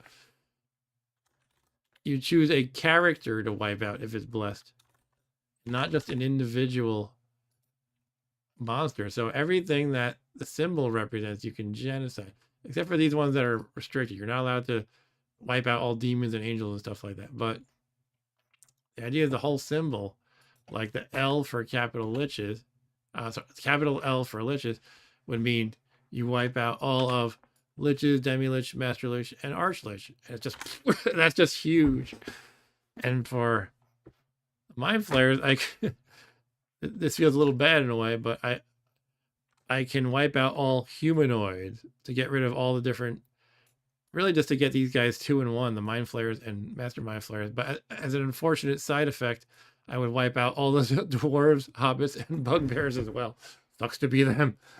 But the game will actually kill you if you play as a dwarf. I'm an elf, so I'm fine. But if you play as a dwarf and you wipe out lowercase h, you just die. You have to be really careful about that. Dan says genocide is always wishes, right? From a throne. No, genocide is not always wishes. There's a scroll of genocide, and that's what I'm intending to write. When I get my high luck, I can just freely write scrolls of genocide. Otherwise, they're quite rare. Yeah, so that'll be fun to play with. With 3 magic markers, I'm very psyched about making that happen. Also, I've been making identify scrolls blessed with the hopes of just anytime you have a blessed scroll of identify, there's a 20% chance of identifying everything in your immediate inventory. So not inside bags, but everything you have on your person. What is this, an acid blob or something? Statue of a gelatinous cube. That's something strange to make a statue of. Well, Dan, you weren't remembering right, but you were pretty close because sometimes you sit on a throne and one of the outcomes is you can genocide any one creature. But it's a separate outcome from the wishes. I have a potion of booze. That's good fodder for just making into water.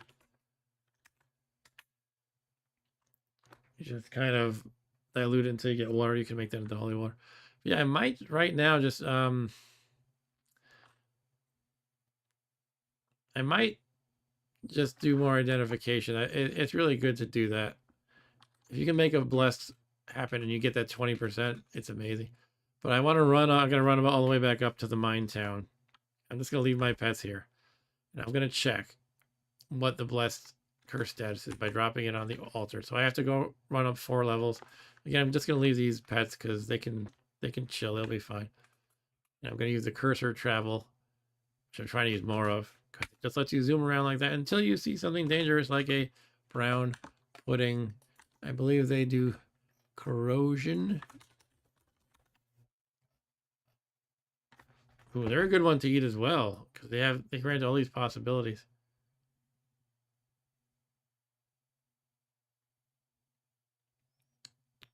You can try to make them divide.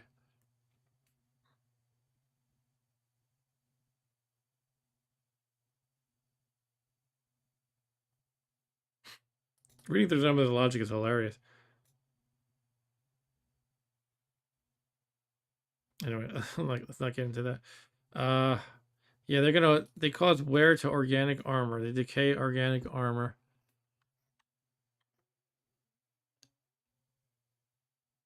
And I've always heard of the thing that people used to do is called pudding farming, but they nerfed it when I think 3.6 came out. And the way they nerfed it, I don't quite remember. I thought I remember that. I think it has something to do with this. They don't leave a corpse, but they might drop a glob of. There's some subtle distinction about how making some of these blobby types leave a glob instead of a corpse will mitigate the farming abuse people used to do. But it can rot my cloak, which I don't like. I think I'm just gonna shoot it and try to eat its glob. That's all I'm gonna do, really. I don't like playing with these like things that corrode and rust and all that. But it sounds like you could try to divide it a lot, maybe. How does it divide exactly? Each hit that divides how does it divide them? Is it like certain? Oh, it will divide if it has more than 1 HP and is hit but not killed by a polearm or any other iron or metal melee weapon. Okay. Well, I mean, I guess I could try to do that with Magic Bane. It actually sounds like you want to do minimal damage to try that. Maybe I will try this. I have to be careful, though. So in other words, I want to use like a weak dagger or something.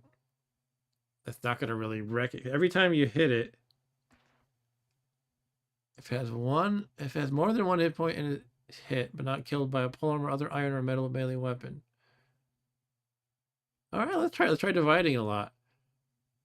And then I feel like this doesn't work somehow because this is like a thing that people used to really seriously do, like to ridiculous degrees. They're called pudding farming. And I know that, a version from like 10 years ago or so, I think it was 3.6, made it harder to do it. And I think it has something to do with dropping a glob instead of being a corpse, but I don't really understand the whole. Oh, here we go. Here, the whole mechanics. It's explained here. From this version to 3.4.3, including variants based on this version, brown puddings leave behind corpses upon death, making them a target of pudding farm strategies. They can be split and then killed for their corpses and death drops, or else subject to taming and then polymorphs to amass an army of pets. Brown puddings are less commonly farmed compared to black puddings, which can be reliably generated by kicking a sink. But starting in 3.6, they leave globs instead of corpses, which is done to make pudding farming much less useful, since globs cannot be sacrificed, revived, or tinned. Oh, that's it. So if you had a mean to like revive them, for example, you could keep bringing them back, and you could also have limitless corpses to sacrifice, and apparently to tin. I guess people would make the tins so that you have a lot of chances to get these resistances. All right. So I guess I'll try it though. I'll try dividing it and making a bunch of them. But I have to not have organic armor worn. Is that the only thing I have to worry about? Sorry, let me just put this back on because I'm reading it again. So they don't rust anything. They bite and it decays organic. And that's it, I guess. Organic. What about organic weapons? Do I have to worry about that? Is there such a thing even? I don't know.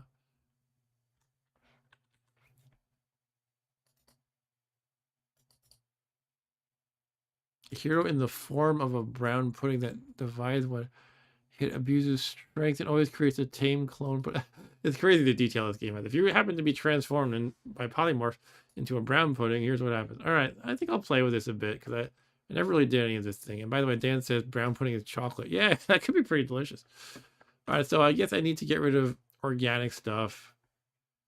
What is organic? My cloak of magic resistance is, I think. I have to look up each of these things. How do I know if something's organic? The word organic is in here. I guess cloth. Cloth is organic. Hey, Nathan, aka Archer, how's it going? Archer says your mage is organic. I guess so. But I think it has to do with cloth. And what about... I don't think the silver dragon scale mail counts as organic. Technically, I guess it could be. I don't think dragon hide counts as organic, right? Yeah, it actually specifically says here, dragon hide is not a non-organic material that's inherently immune to erosion. So I can leave that on. The question remains about the hard hat and the speed boots. I think the hard hat is probably metal. I'll just go faster. That's a dwarvish iron helmet, iron. And the speed boots, they might be organic. They are leather. That sounds organic to me. Leather is subject to burning and rotting. I can't find where it specifically says organic, but rotting sounds like, well, I don't know. Like, why would it use a different term? It says the brown pudding decays. And yeah, I don't think I want to play with leaving that on. So I'm going to take off the speed boots and the cloak of magic resistance, and I'll just try hacking it up a bit. See what I'm going to use a crappy weapon too. That's right. I dropped the dull dagger I had, so that's not an option. Do I have any really crappy weapons in my bag? Maybe just more daggers, unknown quality. All right, so I'll just use a wield regular dagger. I'm going to step away first. They shouldn't be able to keep up with me because I'm faster. Take off magic resistance. Imagine this is how I die. Like something zaps me. The magic resistance would be good to have. And I'm slower now too. Wield a dagger. Alright, so I'm just going to stab it with regular dagger. In a sense, this might not be the best because I'm so skilled with it. But I don't have... Like, I guess if I found like a random short sword around that I knew wasn't cursed, that would be the way to go. Yeah, I mean, I'll just deal. Like, what are you going to do, right? Oh, here's that dull dagger. I might want to get that one, even though it's blessed. No, I don't care. I'm just gonna stab it with what I got here. All right, so all this preparation is I'm probably just gonna like kill it instantly or something. Okay, so come here, pudding. I stab it. It divides. I hit that one.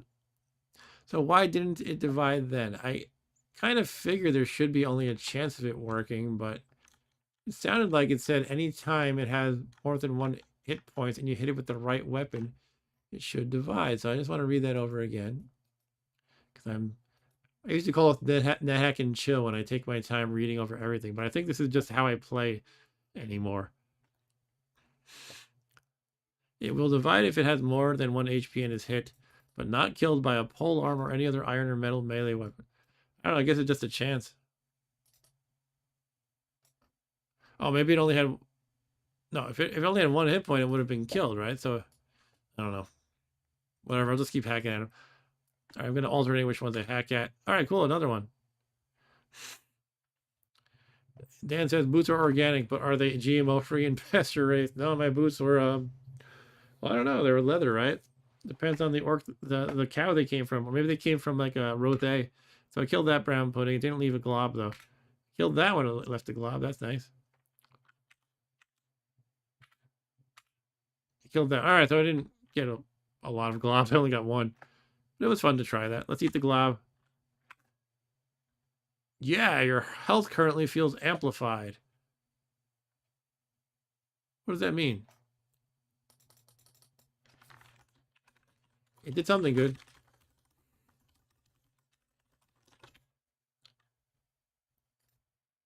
There's the whole you feel page. It tells you what all the you feel messages mean. Amplified. Oh, cool. You gain the shock resistant intrinsic from eating an appropriate corpse. Oh, that's a joke. Your health feels amplified. Get it? You're shock resistant. All right, that's cool. That was worth it. I'll add that to my notes on the side here. Shock resistant. Not poison resistant.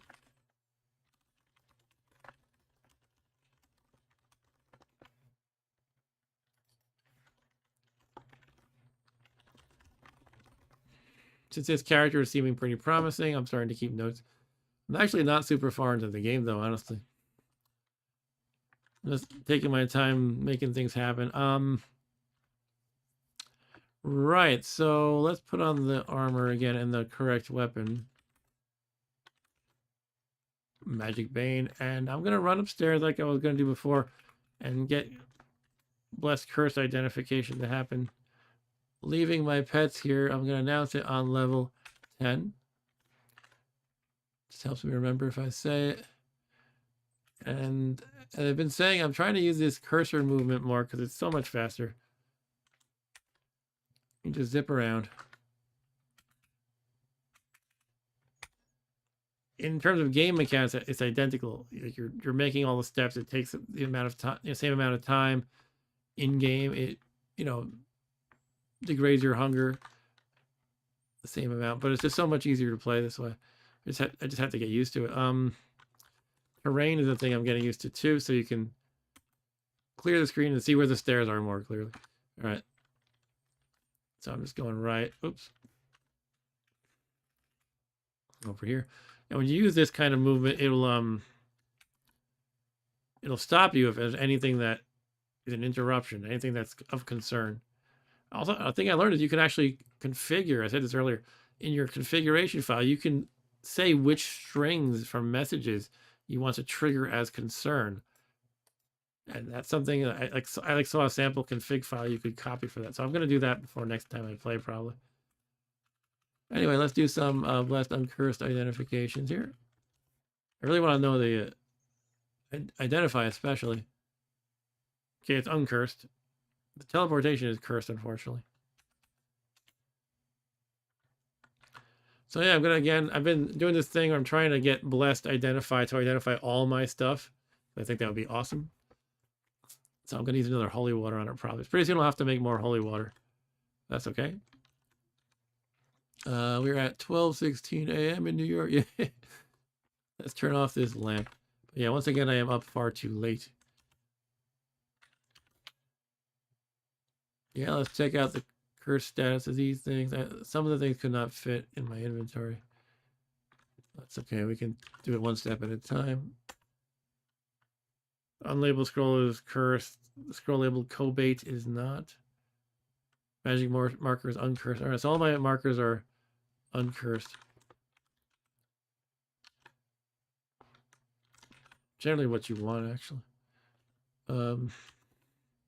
These gems, who cares about that? The cursed, I don't think the cursed or blessed status of gems ever matters at all. That I'm aware of.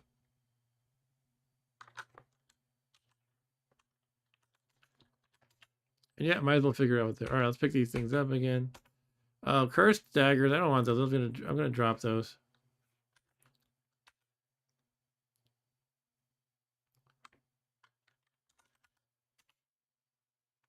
Okay, put stuff in the bag of holding. Blah blah blah blah.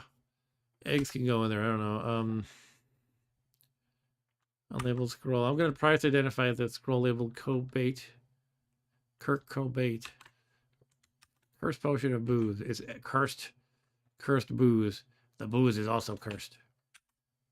That's bad. But it comes with a free Frogurt. That's good. The Frogurt is also cursed. All right, let's price identify Cobate.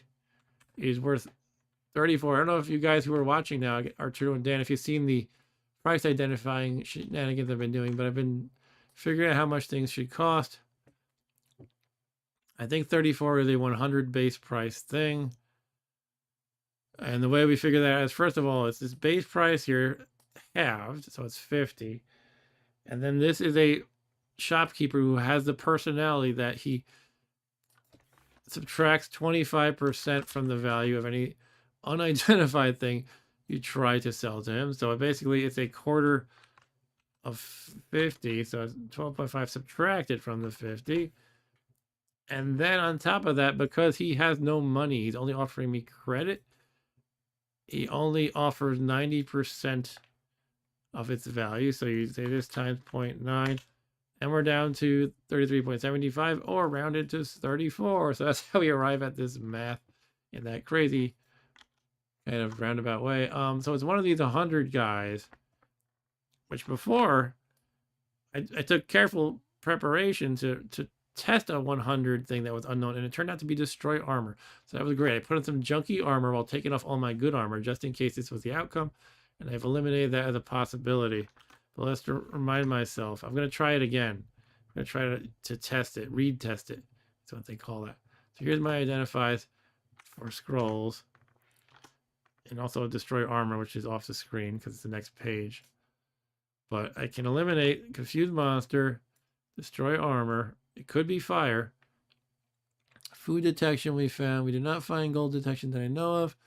We found magic mapping, teleportation. So it's either scare monster, gold detection, or fire. And the idea is I'm going to put myself in a safe scenario where I can test fire and it won't damage anything important. You just test reading it and it won't damage anything important. It could be scare monster or gold detection though.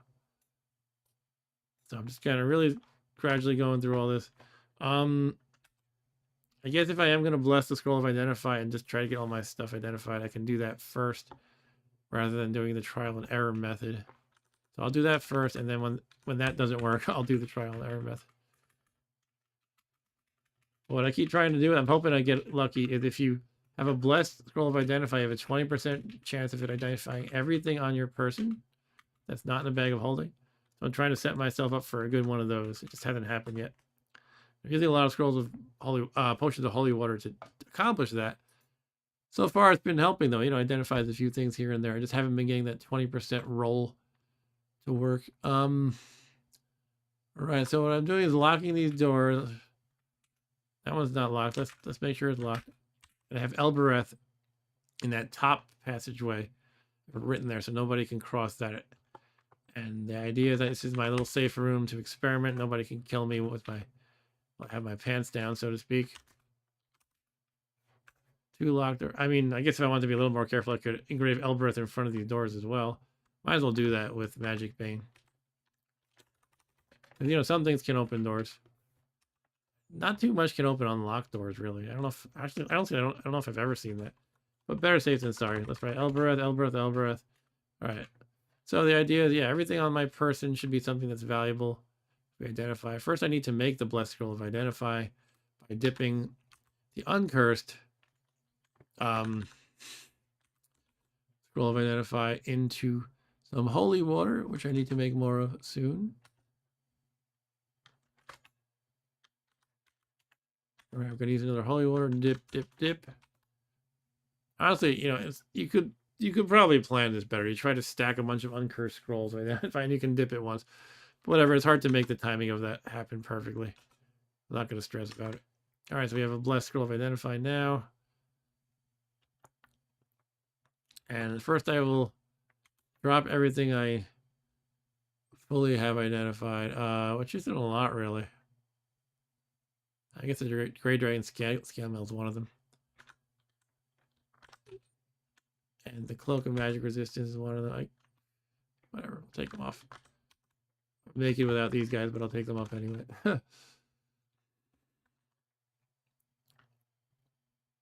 I would love to know the charges in my magic markers. I would love to know what some of these wands are.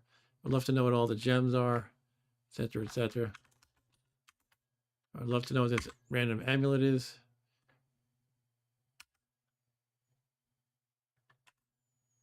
I might actually have a scroll of genocide here. I narrowed down this one here by price identify. The genocide, punishment, or stinking cloud. I don't know which one it is. I still have a scroll of charging, which is great. I can charge the magic marker later with that. One of the magic markers when it comes time to actually do that.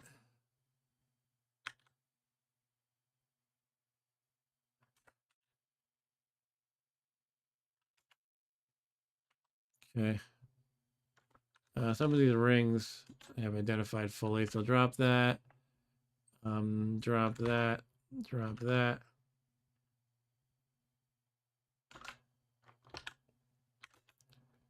What else? Uncursed food ration, uncursed tribe ration, uncursed oranges. They can drop. Scroll to I should put scroll of teleport into my bag. As I keep saying, but I know people are coming in and out. Anytime you pick up a scroll from the ground, there's a small chance that it disintegrates when you touch it because it's like an old piece of paper, basically. So instead of dropping the scroll of teleport, I'm going to put it in my bag. It's intentional. Just to avoid that roll of the dice. Because that's how it works. It can take out more stuff now.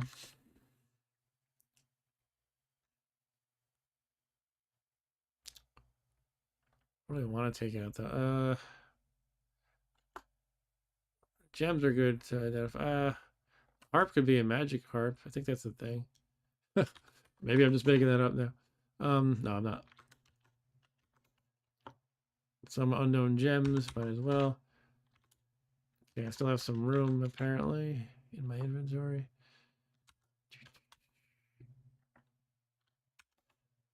All right. I think we're in pretty good shape here. The thing is, it's only a 20% chance of this working, but even in the lesser chances, I'm gonna identify at least 2 things. All right, 2 things is something.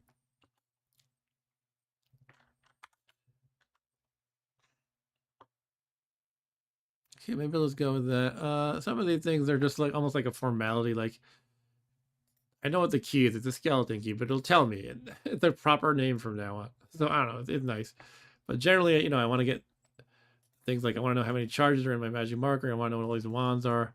The gems are nice to know. Uncursed ring of increased damage. I know what that is for sure. I'll just drop that. Wand of probing with 4 charges. I know what that is. Kind of really min-maxing here and taking a while, but that's all right. It could be good to know what kind of tin is this. Could be a tin of spinach. It could be a tin of something else.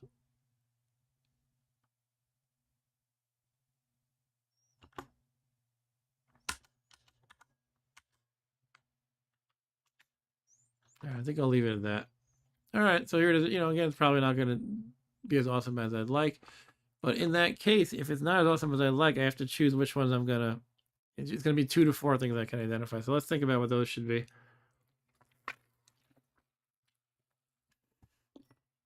I'm just going to test read this one if it doesn't pan out.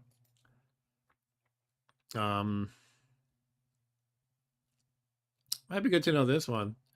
The one that's genocide or punishment or stinking cloud. That could be one to do. Maybe some of these wands. These rings would be interesting to know because they're 2 different rings. They're not the same kind, but I know they are polymorph control, or teleport control. So that's quite interesting. All right, let's read the scroll and cross fingers a little bit. Here we go. All right, it didn't get all of them. Again, this is the 3rd one I've tried this for, and it didn't do all of them, but that's all right. So let's try that scroll like I mentioned, and these rings to start off. Maybe a short one, I don't know.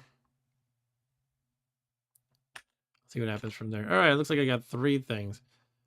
Scroll is scroll of punishment. All right, so I'm glad I didn't read that. That scroll of punishment makes a ball and chain around your ankle, essentially, and you can only remove it with a curse. So that will become paper later. I will dip it into some water and make it into paper. And yeah, these are some cool rings. Teleport control and polymorph control.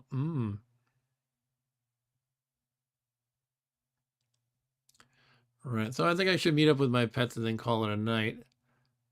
But interesting. Now here's the thing about polymorph control. You can turn into whatever you want if you were polymorphed. And look what I have. I want a polymorph. It'd be like, Zap, what do I want to be? I'm not really into polymorphing too much, but if I can control it and Zap, I want to polymorph at myself to trigger it to happen, it might be worth researching what kind of beast I want to turn into.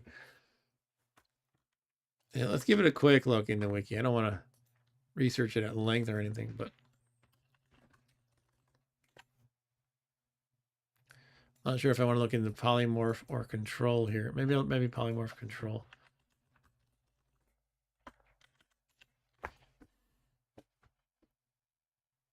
The only source of the property is wearing or eating the ring of polymorph control.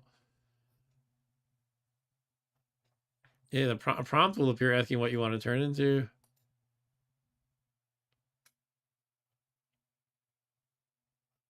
Strategy. What's a good thing to turn into?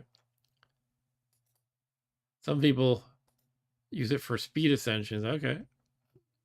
You can be a master mind flayer. Yeah, but I hate. Here's the thing. I don't play totally objectively. I'm like, I hate mind flayers. I want to genocide them. So I don't want to turn into one. But you can be one for a while if you like. You can be a Jabberwock. They deal the most damage per turn of all polyforms. That's interesting. Minotaurs are a good compromise between speed and damage output. Here's the thing. I'm not sure if I can cast all my spells and stuff as normal. I mean, I guess I'd have to really read up on this stuff. Because I'm a wizard, right? I'm supposed to be zapping things. And can I don't think I can wear any of my armor. I have to take it off. I kind of don't like the idea. I don't know. I want to like the idea, but I don't. But it can be fun though. You can turn to a cockatrice and lay a bunch of eggs. And you can they're like grenades. You can throw them at people and it turns them into stuff. So what you can do is well, you lose luck every time you break one of your own eggs. That's not a problem. But you can make a ton of eggs and then turn back into your normal form, and now you have these instant death eggs that you can throw at people. However, you got to have well, maybe you don't have to have gloves for the eggs. I don't know. But I don't have gloves right now. But yeah, that's an option. You can just lay tons of eggs and throw them at people. Or you can gain intrinsics by polymorphing into a metallivore, something that eats metal, or gelatinous cube, and eat rings and amulets. This way you don't have to wear those items to enjoy their benefits. Oh yeah, like I remember it said up here, the only source of this property, polymorph control, is by eating or wearing the ring of polymorph control. So I could actually turn into a gelatinous cube and then eat the ring of polymorph control, and then I have that intrinsic ability. That could be fun to try. Some items cannot be eaten. Some intrinsics can never be gained. Yeah. All right, so there's something to think about, but I'm not going to do this for now. What do you got to say, Dan? Dan says you can do almost anything in this game, and it's not even AI based yet. And wait until it is, and it's hallucinating even more crazy possibility. Oh my god! You know what? My initial reaction is to be like, hell no, don't do that. But you know what? As long as the mainline game, the core game doesn't change. If someone wants to make a fork of the game, you know, like a variant, and they implement that, then sure, go for it. It could be fun to see how it works. But yeah, what's interesting about this game is there's some things that are very, you know, like almost just like a side situation that doesn't happen too much, like when you hallucinate. And they put so much effort into making that detail. Like with the hallucination, there's a special message for an alternate message for everything. Like, you know, if it says that you hear a sound of something or other, there's a hallucination message for that, and everything else that you see or hear. There's also a whole list of random hallucinated monsters. Like, you know, you can see a Teenage Mutant Ninja Turtle, or for example, the Teenage Mutant Ninja Turtle doesn't exist in the game, but when you're hallucinating, you might see one. And this thing, you know, it goes so deep into polymorph, even though that's just a thing you occasionally, you know, have happen to you. Anyway.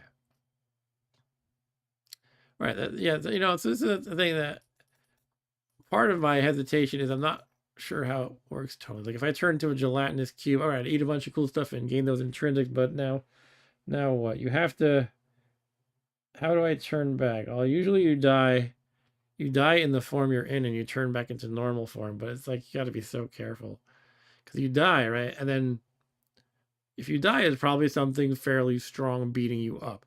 And you transform back into a human and you don't have your armor on and you have this fairly tough thing or extremely tough thing that just killed you, possibly killing you again.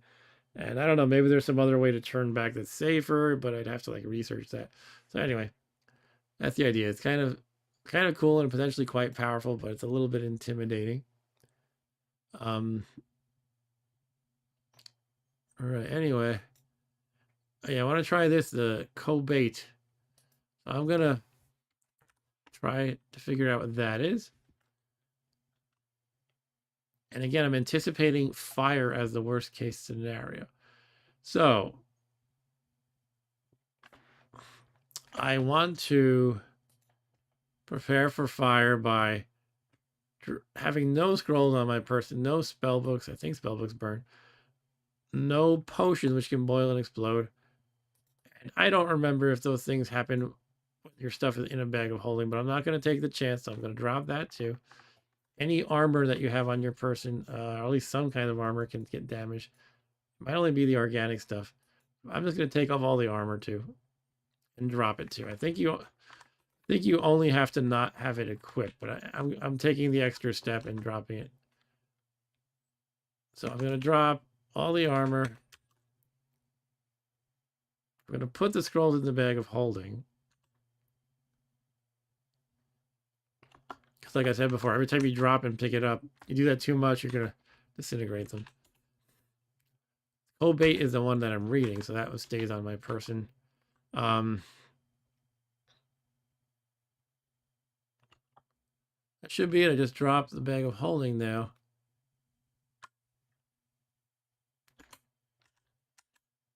And I should be safe from fire. I'm kind of scared it's going to be something like the magic marker burned or something, but I just read up on the article on fire and it didn't mention that, so I'm not going to stress over imaginary things. I step away because there's a 3x3 radius of fire. Let's just read it. Okay, it's just gold detection. So all that preparation and it's gold detection. Fine. So now I see where some gold is on the level. Let's get all my stuff together here. And, okay, I didn't pick it all up. So I have to really put stuff into the bag of holding that I'm not going to... I gotta do all the equipment shuffle, essentially. Let's drop... Gotta free up a slot just to get my bag of holding again. I want to apply. Is it still capital D? No, now it's capital Y. Put the amulet. Oops. Put in the amulet. Put in, I don't know, the cursed tin. Jungle boots I don't care about. One of the ones of magic missile. Magic markers can all go in there. I'm going to keep them safe. Their glass orbs are so heavy. Let's put them in there.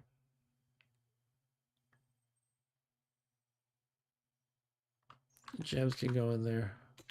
Okay. Now unencumbered, I can pick up this stuff. Wear all my armor, of course. Boots of speed, definitely important. Look at magic resistance, hard hat. Okay. I still haven't identified enchant armor or enchant weapon after playing this game for so many hours now. It's kind of crazy. But, I guess I'm okay to proceed at this time.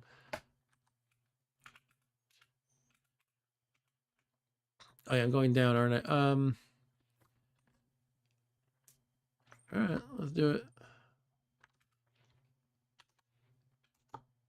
My pets are all on level 10, so I just want to rendezvous with them, and then I'll probably just call it a night. Because once again, it is way too late. Staying up too late playing NETHACK as usual. Alright, where are you, pets? I'll whistle as I go. Here's that centaur. Let's chat with the centaur. Hello, centaur. This mountain centaur discusses hunting. Let's put on the lamp. We have this white radius around. Ah, I landed on some iron spikes. That sucks. Really got to get poison resistance. All it takes is one errant hit of poison to just insta-kill you. Unless you get poison resistance. It kind of sucks I haven't gotten it yet. Oh, I have a ring of poison resistance. I might want to put that on just because I'm going to be so pissed off if I die from that. How's my food supply? I have 2 food rations on my person. And that's a pretty good supply. I mean, I feel better if I had like, this is more like my pet rat tendency. I feel better if I had like 8 or 9, but I have 6 and some other sources of food as well. I think I should just do it. I'm going to put on poison resistance.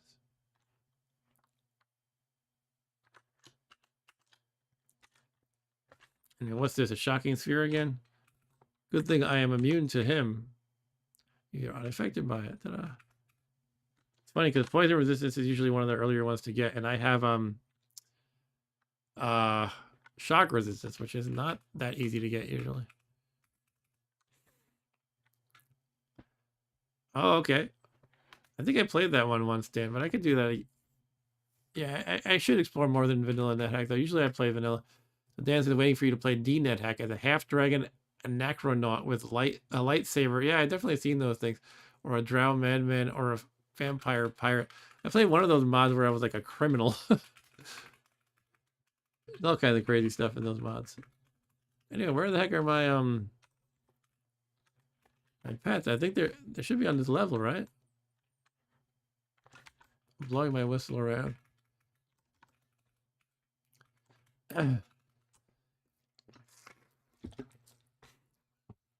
If I can't find them, I might have to apply this figurine of a soldier ant and make the soldier ant my new pet. My lamp is flickering. I'm running out of juice in there. All right, let me turn it off. Probably better to save the oil for when I'm on a level that I don't know at all. But I'm kind of disturbed. I can't seem to find any trace of my pets. Was it actually level 11? I'm pretty sure I announced. Okay, I'm leaving my pets on dungeon level 10. Pair of combat boots. Interesting. That could be some kind of magic boots. I might want to keep the speed nonetheless, but it might be some kind of magic boots. Oh, let's put on my blindfold to check. Gotta remove my lenses. Put on the blindfold. Yeah, it's not this level. Maybe it was one down. Okay, there's the U, the horse, and the dog. Okay, I see them. I also see a troll. Should we deal with the troll? Let's deal with the troll. That could be fun.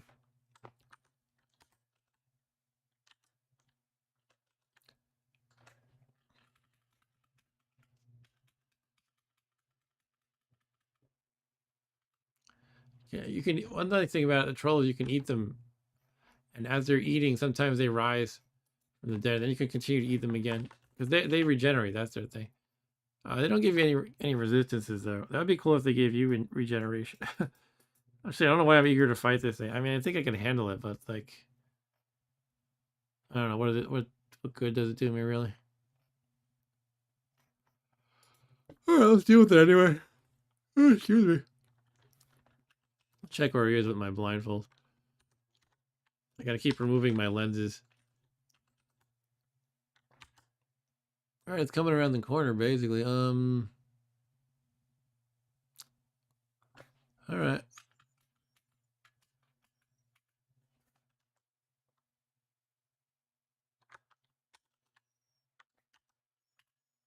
I guess I do want the blindfold on. I can see better with it. Is he lined up with me? He is. He's diagonally southeast, so I can shoot him. I can throw daggers. I should put the daggers in my quiver again. That just means you can fire them more easily. So should I throw daggers or shoot? Let's start with some daggers. First dagger hits the troll. Second hits the troll. Let's zap it with force bolt. Spell misses the troll. Force bolt again. Spell misses. Should I just keep doing daggers? Let's keep doing daggers. Dagger hits. It's approaching me quick. I can't outrun it though because I'm faster. Force bolt. Bell hits. Step away. Force bolt.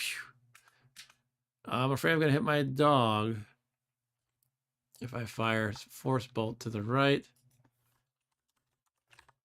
So now being obsessive, I am looking at the range of force bolt. Same as the wand of striking. What's the range on that? Why doesn't it just clearly say? It doesn't say. It might be all beam weapons. Beam attacks have the same range. I'm not sure. So this is a beam. Okay. It's 6 to 13. All right. Yeah. I thought it was variable, actually. Or rings a bell, that's variable. 6 to 13 squares for each monster hit. The range decreases by 3.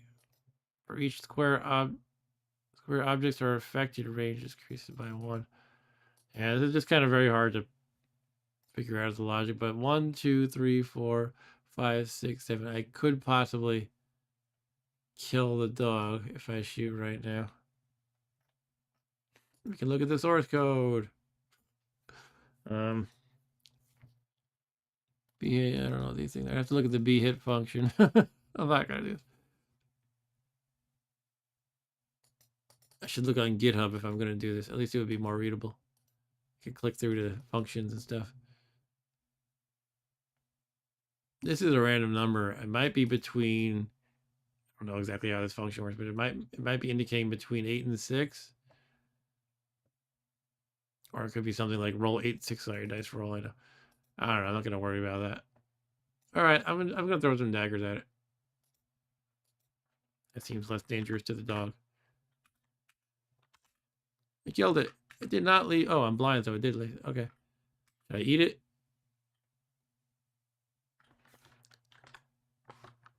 I'll eat it. It might come back. You finish it. All right. Luckily, it doesn't come back once it's fully in your tummy. Imagine it just like breaks through. That would be a fun thing to put in a fork. Like I think I said last week, it would be fun to make a fork of the game that just has every zany thing I can think of. Like trolls break out of your tummy when you eat them because they regenerate. Why am I saying tummy? It's like I've been talking to my daughter too much. That's good though. You got to talk to your daughter. Anyway, some of these daggers, I think I lost some of them. Oh, I got 15 again, actually. All right, so where's my pony? So I was going to end it right here. I guess I should just end it right here. Let me get my pony right next to me, though, so I'm ready. I might forget I even have a pony once I play the game again next time. So let's put on the blindfold. Pink Pony Club. There it is. Come here, doggy. I mean, pony.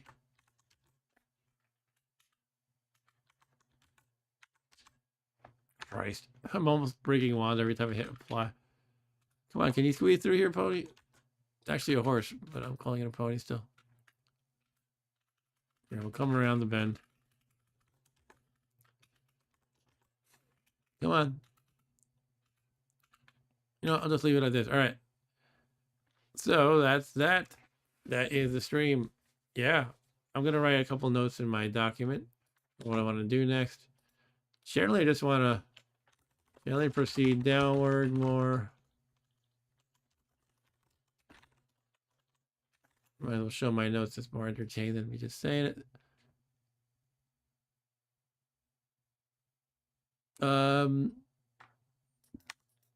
Maybe complete the Gnomish Mines.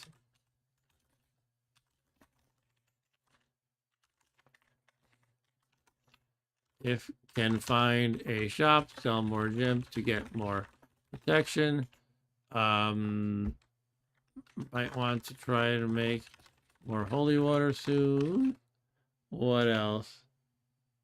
Oh yeah, if find black unicorn, throw gems to get high luck. Then use magic markers. What I might want to do actually is might need to have blank paper and blank spellbooks at the ready. That should be something I do for that eventuality. I need to have that ready. I have some blank paper. I have 2 curse and 3 curse and 2 uncurse. Like I might need to, make a large stack of these and dip them into the holy water kind of a thing. So I definitely have some junk I can turn into paper. This can be turned into paper. This is probably going to be paper. I mean, this one's blessed, which is nice. It'll be blessed paper. This isn't that great. This isn't that great. So I could turn those into paper. This isn't that great. I could turn it into paper. So yeah, I can make a lot of paper. About the spell books, all I can think of is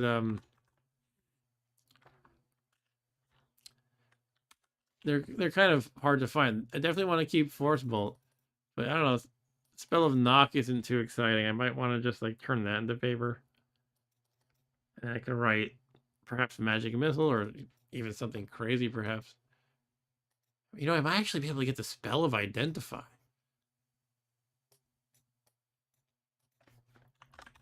That would makes me feel silly about all these roles I've been dealing with, but oh yeah, it's a divination spell. Can I do that as a?